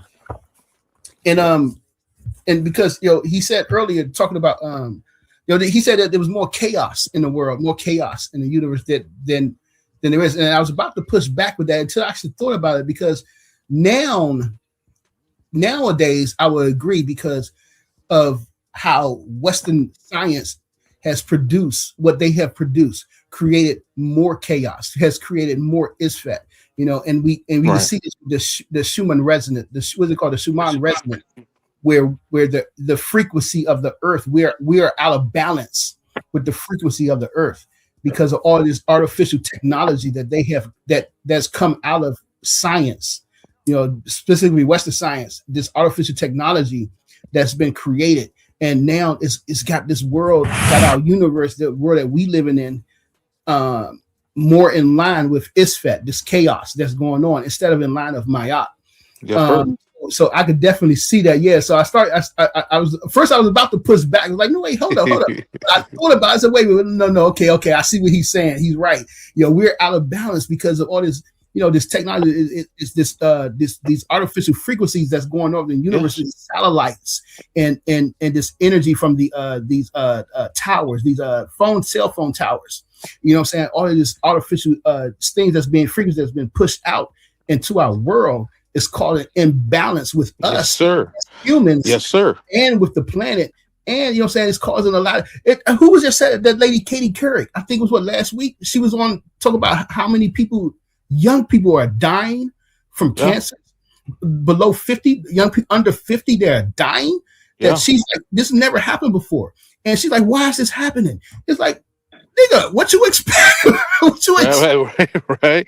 You know, and then just to add to my brother saying, it's just to reiterate, and please keep continue, is that we even, and also Emmanuel maybe can appreciate this, is that from the religious context in most regards, and particularly Abrahamic faiths, and then as well as my brother just said there, King Herc's standpoint, talking points, both illustrate an ensuing degree, an acceleration almost, like it's going faster and faster in terms of how chaotic things are becoming.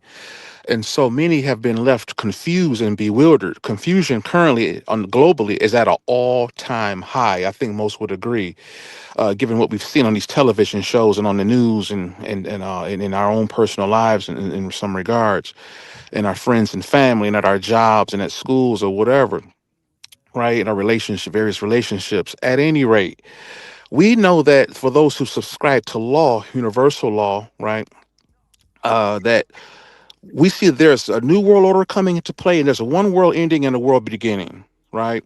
And so what we notice that there's, to say that, we notice that there's some flip flopping. There's we see the weather patterns flip flopping. We see animals living outside of their natural habitat. Like we see animals who are supposed to be in the water on land, and we see land animals in water outside in cold areas. You know, they're typically in warm areas. Yeah, you see stars traveling more further up north. Yeah, and you know, and I'm gonna wrap it up. I'm going somewhere with this, and we notice there's a lot of inversion being pushed in the human reality. We know that what's going on in the skies is connected inside as within, so without, into the inner, reflecting the backwards, upside down human reality, with augmented by the onset of AI. On top of that, it'll become more a compelling factor as we move forward in time. What does that mean?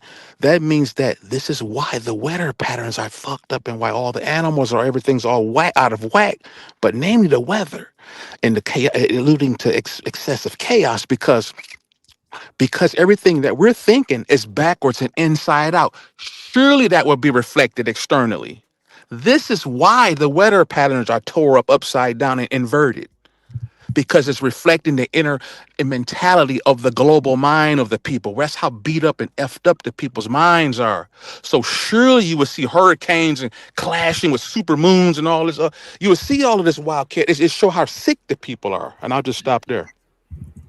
Yeah, I see. I just wanted to bring that up because I think definitely the how the world is shaped and the direction that we're going to, you know, and from the Western point of view, there is no limit. You know what I'm saying? Right. It's just this idea of progress, you know, progress. But you actually, where are you going? Where do we stop? It's like you don't stop. You just keep going. But you're like, we're running out of resources. So when do you stop? So it's a that's why I was in a lot of things I say, it's like we have to put Western science on the back burner and get back to, you know, doing science the way our ancestors did. And because, you know, it's chaotic. It's what's going on is chaotic, man. And I'm done. Yes. And I would speak to this waters running out. This, oh man, where do they stop with this? What we call false scarcity of resources. There's too many people on the planet consuming too much resources. There's not enough fresh air. There's not enough this. So we need to engineer that. We need to duplicate this in the lab. We need to get you to go off the grid, well, go more into the grid actually, because you know, we need to clone this and clone that. See. Yeah, we believe in the God. Yeah, we don't believe in the Georgia Guidestones. And really fast after King J, we all gonna go around with our closing remarks. Okay. And then we're gonna close it down. Okay, I appreciate that. I forgot it is down at 1 o'clock. But yeah, just real quick on my closing, I'm gonna just share my screen. I got you. I appreciate that from you. All right, so here we go. So here's a quick comparison to the chart. So it says in the Aten is contrasting the Aten with the Ra. The physical is the Aten. The metaphysical is the Ra. The actual disk, the object itself, is the Aten. The deity or the being is Ra. The Aten is the actual celestial object that provides the heat, the light. Right. Ra represents the cosmos and fights the chaos. The body or the actual object is the Aten. The soul is Ra. I asked the question, so which one is the actual physical sun? says if you are looking for the actual physical sun, the tangible, visible object in the sky, that is the Aten. In the Egyptian knowledge system, they made clear, modeling a distinction between the object and the energy. The Aten is the body. It is the literal sun disk. When an Egyptian looked up and saw the physical circle of light, they were looking at the Aten. It represents the sun as a physical source of light and heat. Ra is the person. Ra is the consciousness or the soul inhabiting that body. This is what it says here. It says, actually, in regards to it, it says, when Akhenaten, who's called the heretic, shifted Egypt's religion, he performed a massive and blah. He shifted. He said he essentially told people to stop worshiping the personality or the spirit, which was Ra, and to only worship the actual physical sun disk, or the only actual worship the actual physical sun itself, which is the Aten. By focusing only on the Aten, he was moving towards a system that prioritized the observable physical phenomenon over the metaphysical. Yeah. If you can see it, touch it, and track its movement through the sky like a scientist, it's the Aten. If you are describing the intelligence that governs the day and fights the darkness, you're talking about Ra. So I just wanted to make that distinguishment when we're talking about something actually tangible and physical that we can observe in the physical sky, like a celestial object like the sun. We're talking about the object. We're talking about the Aten. When we're talking about anything metaphysical, some sort of cosmic, principle fighting, we're talking about Ra. So I'll end with that. All right, most definitely. Oh, snaps, my bad. Hold on. Let me add Hurt back up here. So we're gonna go around the panel. We're gonna start with Hurt and we're gonna work our way on up. Go ahead, brother Hurt, get it in there. You know what? I just thought about something. Damn, I'm gonna have to rewind this joint. I thought Pandemus said that he practiced Igbo and Yoruba, but yet he said he's an atheist. But I don't know. I gotta rewind that joint. I could have sworn he said that, yo. I anyway, say he used to. I believe, I'm not mistaken. Maybe. But no, because he was adamant. He was like, "No, I practice this stuff." He said something to the effect of, "You talking to somebody who lived this," or something. He said to that effect. Something like that, right? Like that. But yet you're atheist. I gotta rewind it. I'm like, you hold up, you contradict. I just thought about that. I think he was saying that he was Igbo as that was part of his nationality. Right. And then he made a change. All right, I'm gonna rewind. I gotta rewind. I'm gonna see what he said. Anyway, became an atheist. That's how I perceived what he said. Yeah. Anyway, it's interesting. This is good conversations, you guys. That was a good. I thought the debate was interesting. Like I said before, it's really hard to disprove that. That created when you're using the Abrahamic faith and when you're relying on that. But I think hey man, we had fun. You know what I'm saying? I just wish that I could have these conversations on the block when I'm hanging out. You know what I'm saying? Right. They don't talk about this stuff, but I'll see you guys around. So next time, and keep it up. Hey, Humble, you still doing that? What's up with you and Leandre? Y'all still gonna do that debate? Hey, I haven't heard nothing else from it. Hey, listen, I'm trying to get it in. I haven't heard nothing else from it though. Okay. All right. So I'm good. Oh, I wanted to ask King J, because you met a lecture. You said you studied meta, but I was just curious. Also, did you also don't think that the people in Kemet didn't refer to themselves as black people? That's something I wanted to ask you. I wanted to talk to you about that as well. I was just curious about that. But anyway, we can talk about it next time. But I just want to tell you guys. I see you guys. Have a good night. We had some fun, man. Peace. For sure, King Hurt, man. Appreciate you, man. All right.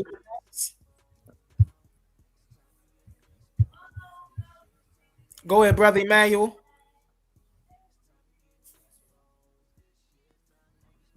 I got that. We'll come back to him. Go ahead, brother Sadiq. Close us out.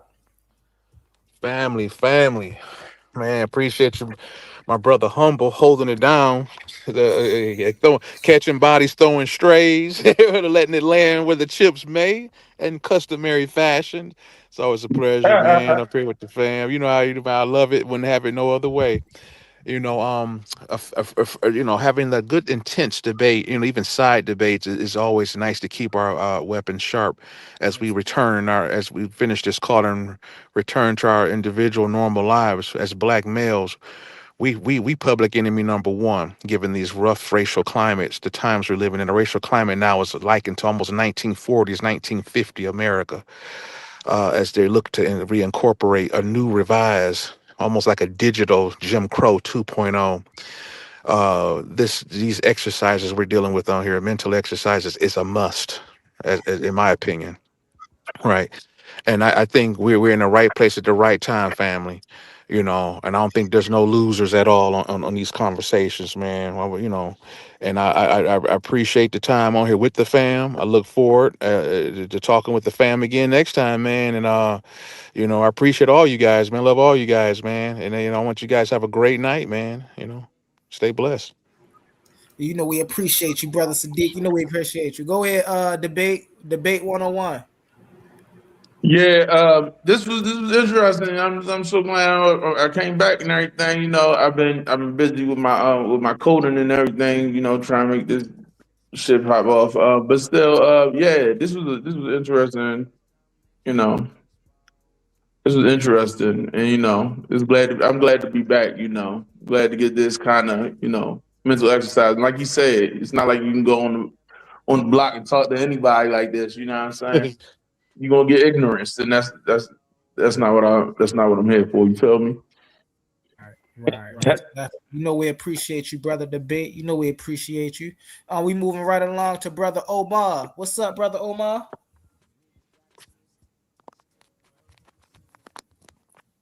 Let's see if he there. Omar, you there, Brody? Oh no. All right, we gonna move right along to King J. Yeah, I mean, I love what the brother Sadiq Ross said.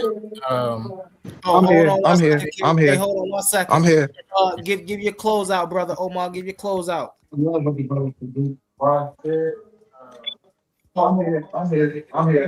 Hold on, man. Let me turn down my TV. I was up in there throwing darts, man, in my garage. Hold on.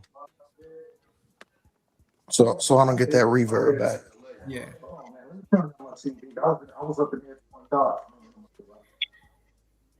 Yeah, we was playing 501. I got some of my peoples over here. Yeah, we was playing 501 on the darts. My garage. Okay, there we go. Yeah, I already know. You saw what I put up in there, humble. Mm-hmm. Even though you my brother, I wanted to see if you wanted to pick up where we left off at. You get 3 minutes and I get 3 minutes. Where we left off at. It's up to you. I know you're running the panel, and I know because I'm on the West Coast, and I know back out east, y'all brothers 3 hours ahead of me. So yeah, we can shoot a quick 3 minutes for you, 3 minutes for me, or we can do a little something tomorrow. But it's up to you, brother. We're gonna do a little something tomorrow. I respect that. You know what? I don't really have nothing to say. Shalom, everybody. We'll do it tomorrow, humble. Shalom, everybody. Shalom, everybody. Shalom, A1. Shalom to my guy, GD and Capone. Even shalom to King J. The Bat. Immanuwel. Even shalom to... Nah. Shalom, Sadiq Ra. And even shalom to Hercules. Much respect to y'all, brothers. We'll get it in tomorrow. For sure. We'll get it in tomorrow, brother. It's on you, brother. King J, it's on you. Yeah, just real quick. I definitely loved what the brother Sadiq Ross said. No matter our ideologies or how much we get into it with steel, definitely sharpen steel. So it's important that we stay sharp so that when we get off these platforms and go into our individual perspective lives, that we are definitely prepared to, for what comes before us. So I definitely appreciate all you brothers on the platform. Until next time. Most definitely. Likewise, brother. Capone, you there, Capone? Peace to you, brother. Capone. All right. Well, y'all know it's up to me now, and I'm gonna close this out. First and foremost, y'all know I want to give a big shout out to brother A1 and Titans Debate League for always giving me the opportunity, for even putting their trust in me to, make things like this happen. I next want to give a shout out to everybody on the panel. King J, brother Hurt, Immanuwel, Sadiq, the Debate 101, Capone, everybody else that was up here. I love this. See, this is my element, man. Brother Capone, just keep doing what y'all doing. Just like King J said, man, still sharp and still. That's my brother. I love the competitiveness. I love, forcing us to look things up. When we hop off, go do our research. That's what it's all about. We have to force each other to do our research. If we out here and we talking about leading the next generation and educating the next generation, educating people who really are unaware, then we got to make sure that we keep ourselves in check. You see what I'm saying? And we also have to make sure that we're around others that's going to keep us on our square. You know what I'm saying? So all of that is a beautiful thing. I want to shout out the comments, man. I love y'all engagement. We love y'all, having your own little side conversations. We love y'all commenting on the panel, good, bad, or indifferent. Keep putting them engagements in. Keep sharing alive. Keep thumbs up in the video. We here because of y'all. We do what we do because y'all like to see what y'all like to see. And with that, I'm gonna close out with some I'm gonna say 3 ads, and then that's it for the night, family. Let's get it. Attention all debate fans. You've been watching, you've been arguing, you've been picking sides. But now it's time to level up. From this point forward, all debates on this platform are going members only. That means the hottest clashes, the wildest arguments, and your favorite personalities going head to head will only be available to subscribers. You want real scholarship, you want the smoke, you want the unfiltered action, then don't get left outside looking in. Sign up today for as low as $3.99 and get full access to every debate, every moment, every night. Let's pause the noise for a second, because if you're still here right now, you're already different. Not everyone gets this. Not everyone understands real debate, real scholarship, real intellectual smoke. But you do. This is Coliseum of Arguments. This is Titans Debate League. And what happens here doesn't survive on algorithms. It survives on the people who believe in it. When you support through Cash App, you're not just donating. You're fueling the arena. You're the reason we can bring in high-level guests. You're the reason we keep unbiased judges. You're the reason these debates stay sharp, fair, and uncompromised. This platform is built by thinkers, sustained by supporters, protected by the ones who know value when they see it. If this show has ever sharpened your mind, has ever entertained you, or has ever challenged what you thought you knew, then Cash App is how you say, keep this going. Not everyone contributes, but the ones who do, they're part of what makes this real. Coliseum of Arguments, Titans Debate League, powered by the people who get it. Let's be real for a second. Some of you claim you're the best debaters in the game, but every week you're still arguing for free. You study, you prepare, you show up, you give them viral moments, and the platform gets paid, not you. That's not competition, that's exploitation. Some leagues built their entire reputation off the backs of debaters they never intended to compensate. Clips, views, donations, super chats, and the people creating the content still walking away with nothing. Over here, we don't play that game. We are one of the only debate leagues actually paying debaters, reinvesting back into the community. Because if your arguments generate value, you deserve value. So here's the reality check. If you're really the monster you claim to be, if your research is really as sharp as you say, if you really think you could dominate any room, then prove it. And here's where the stakes are real. Warriors don't fight exhibitions forever. They fight where the prize is. So you have a choice. Stay comfortable debating for exposure, building someone else's empire, or come step into the arena where serious debaters get respect and paid. This isn't charity. This is combat. In the arena of ideas, words are weapons. Confidence is your armor, and every Titan needs their gear. From the Titans Debate League comes a movement born from energy, faith, and power. Custom debater tees, spiritual wear, and PVO gear guaranteed to uplift your spirit and elevate your mindset. This isn't just fashion, it's identity, it's purpose, it's power. Join the movement, step into the arena. Shop now at ColiseumOfArguments.com and wear what Titans believe in.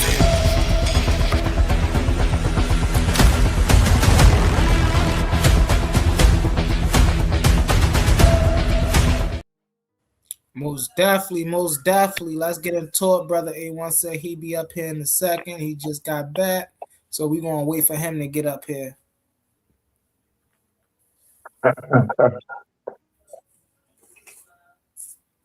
Man, listen, man. Y'all keep me sharp, man. You gotta be. I really appreciate it. And that's why I always tell people, man, listen, when I'm up here doing what I do, don't take none of this offensive. You know, we just all talk about the information. Y'all see how look, me and Uncle was talking, and Uncle was like, yeah, man, you gotta calm down. I said, yo, it's your fault I'm like this. And you was out here first wilding out on niggas. I'm like, yeah, that's how we get the message across. But no, good brothers, man. Good brothers. I also wanted to dive into a little bit of earlier that we didn't get to talk about. Today I got to go to the Walters Art Museum, me and my wife. I got some amazing pictures I'm gonna be dropping in the back chat in the Coliseum. We got some comedic pictures. We got some ancient Egyptians comedic pictures. We got some for all of the Hebrew Israelites. We got some Semitic pictures in there. We got some early pictures of the figurines of El and Bayal and Asherah. Hey man, I'm gonna be dropping some stuff in there. My whole goal is by next year. By this time next year, I should be going to that same museum, and I want to give a tour this time next year. I should be proficient in the things in there. I swear as though I could go in there and give a tour. See, y'all make me do stuff like that, man. Listen, this is why I appreciate these platforms, man, because y'all really make me get out here and want to do stuff like that. Like, you know, I hear about King, I hear about Massa Herc, I hear about Assam Kai, I hear about, you know, I hear about Brother Unc, and you know, they be out here in a presentation. Hold on one second, y'all. And they be out here, you know, in the museums doing presentations, you know, actually talking to people about this information. And so that's why I'm headed. You know, that's why I'm headed.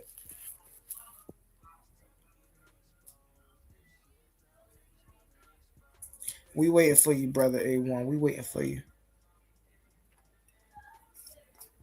Debate, you still here? I'm here. I'm right here. So what's some of your takes on tonight's show? How you feel about tonight's show? It was wild because like they did start getting all over the place, but then they got right back into it went to metaphysics, to cosmology, to Egyptology. It was going all over. Yeah, and right back to theology. It was all good. And you know, it goes back to that good debate that we was watching. When it comes to God, is it just faith or is there any proof? You know what I'm saying?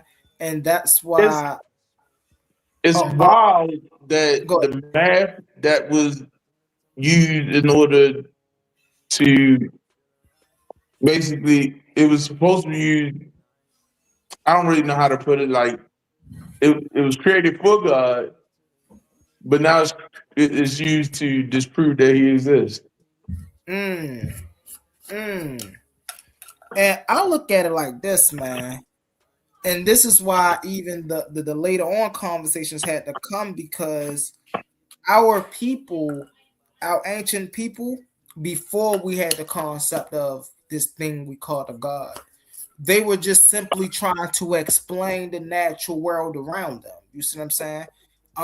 They wasn't necessarily out here trying to believe in nothing invisible that they couldn't prove. They was looking at things and wondering, wow, what is this? What is that? How do this function? How do that function? How can we take advantage of this? How I can would we do beg to this? differ just a little You know? bit because a lot of civilizations, even though, like to some people, because they don't understand, they might say, "Oh, they primitive or whatever." A lot of them, a lot of ancient civilizations had a real good grasp on science. So it wasn't like how does this? It was like even though they didn't all use the same math or whatever the case may be. No, but that's the point I was making. Debate was when they were asking, they were approaching the world from a scientific view. You see what I'm saying? No, what I'm saying is they had science, but most of them also had God. So like it's just how it was. Right, and that was the thing about so that's what me and Capone, and that's where I feel like that's where I feel like Pan actually hit the nail on the head, right? Because we over here in the West and in the USA only call other cultures gods because of what we know about religion over here. You see what I'm saying? I disagree with that. When you get a intrinsic understanding into their culture, then you'll really realize that they just like the ancients, they're trying to explain the natural world around them. They're not over here trying to worship in God. That's why when he brought out Buddhism and he brought out Hinduism and he was explaining how there was no God in these fields of these practices of life, then I was like, okay, he got something. Because when on the outside looking in, it's easy to say, oh, these people worship Brahma, these people worship Vishnu, these people worship Buddha, these people worship these people. But it's because you don't understand, you're not in their culture. But once you get to studying their culture, then you'll understand that, oh, Shiva is literally the dysfunction and resurrector, basically Ma'at. He's literally that function of reality. He's not the controller of this. He's not all of that language is religious language. When you get into what it is, then you realize, and there's a difference. This is what, man, I really wanted Brother Capone to understand. There's a difference from the God of writing to the embodiment of intelligence. You see what I'm saying? That there's a difference there. So Thoth didn't become the god of writing until the Greeks came and merged them with Hermes. But before that, Thoth or Jehudi was literally the embodiment of intelligence. And so why that's important is because it lets us know while we had a concept of intelligence, there just wasn't a tangible form for us to depict it. So we had to come up with one. But that's like everything. You see what I'm saying? When we deal with Ma'at, there is no tangible way for us to show Ma'at, but we can come up with a picture, right? What's important and what do we see that ground those type of principles? That's what we're going to apply to her. Hold on, time out. But you can say that you can say the same thing about the Abrahamic God. No, because you can't. Okay, no. God. Like the Abrahamic God has no physical shape or whatever the case may be, but they got this old man with his hand out, this white old man with a beard with his hand out, and he's supposed to represent God. Yeah,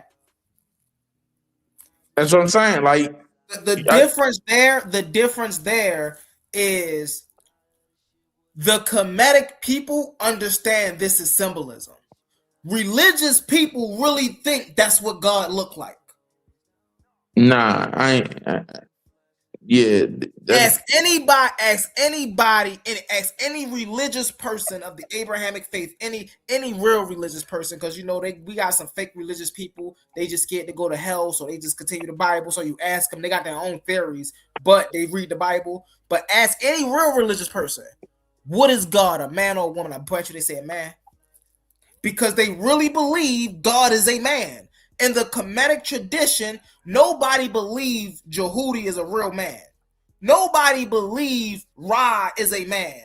Nobody believe my aunt is a woman. No, that's not how that works. I really have to. I say a man because all of the texts that all the texts of my religion say he.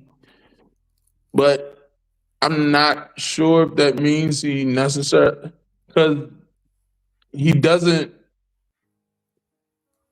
like when I look at a father, you know, there's so many layers to what a father is, and you know what I'm saying? And a lot of them match up to the attributes that I mean, of course nobody's gonna be on the level of Allah, but like you know, protector, you know, stuff like that, you know, there's stuff that, you know, evolves and so like the stuff that you wouldn't expect, like you don't expect your woman to be the protector or you know what I mean? Right. Hold on, really fast, brother. A1, is you in the building? Are you coming up or what's up? I don't know if A1 in the comments. I don't know if you know some of the stuff, you know, the stuff that you know you wouldn't expect that from your lady. You expect that from the man, and like like the man is the one that takes, you know, all that stuff. Like is stuff that like. So that's why, and I don't know if like God, the way that I really look at God, right? And some people might, like I said, some of the ways I look a little bit different than the average Muslim or whatever the case may be. So they might be like, you're not a real Muslim or whatever the case may be. I really don't care what people say, but I look at God as I feel like calling him a man is degrading, actually, though. Right. You feel me? I feel like calling him an entity is degrading. But see, now we debate really fast. You're a Muslim? Yeah. Okay. I mean, and that's still Abrahamic, and I see where you're coming from because y'all really don't give God a gender in y'all religion. You see what I'm saying? But I'm glad I caught that you was a Muslim because I thought you was going to say you was a Christian or something. Because I was going to say, you see, that's what I mean by when I say the religious people they come up with their own thing. Like there's people out here like, yeah, I'm a Hebrew, or yeah, I'm a Christian, and when we see God and He in the Bible, it's like, yeah, but you know, we don't put that, we don't subscribe that. That's da da da da. But then when you ask real Christians and real Hebrews, they really think God is a man. Now that's different when it comes to Islam because Islam don't ascribe a gender to God. Islam it says he sometimes in there, I believe, if I'm not mistaken. He is in there like a couple times. No. He is in there, but that's only to identify the patriarchal role. Right, exactly. That's what I'm saying. Not to determine his gender. that's what I was saying. Like, I will give Islam that credit. They don't put a gender on God. When you do see he in the Quran, it do signifies the fact that it's just the patriarchal role that God played. Doesn't mean that he's really a man. And that's what I tell people who be like, oh, Jesus was the son of God. Jesus was the son of God. I say, and then you have the Muslims say, no, Jesus wasn't son. I said, well, what if both of y'all are right? What if God is the father of all creation and Jesus was just one of those creations? Then both of them mad at me after that. But it makes sense, and this is why, while I often don't agree with the Islamic faith, I do understand the Islamic faith in certain practices, right? When they don't subscribe a gender to God, that makes sense to me. Why would I have to subscribe a gender to something that is above gender? Exactly. You said now to do it for people to understand, like we just talking in a patriarchal way to understand rank and things of that nature. Okay, we understand that symbology, but to physically say that this is what this represents, no, I wouldn't have to do that because we understand that God is outside of all of this. So I do get them with that point. I do get what else?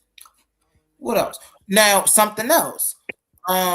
When it comes to like for instance, right? Christianity, a Christian is someone who follows Christ. In Islam, Hold on. someone, Brother. huh? Oh, Assalamu alaikum.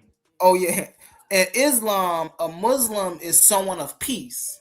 So whereas though a Christian or a Christian group is cut off from the rest of what humanity, basically exclusive, Islam is inclusive because anybody could be a Muslim, right? It doesn't really mean that, hey, you following my ways is you're a peaceful person, right? It's just again, this is the issue I have to push back with the real religious Muslims, right? When they try to say, no, when you are a Muslim, then you are someone who worships Allah, do this, do that. No, when you're a Muslim, you're someone of peace. There was many people out here, that matter of fact, I apologize.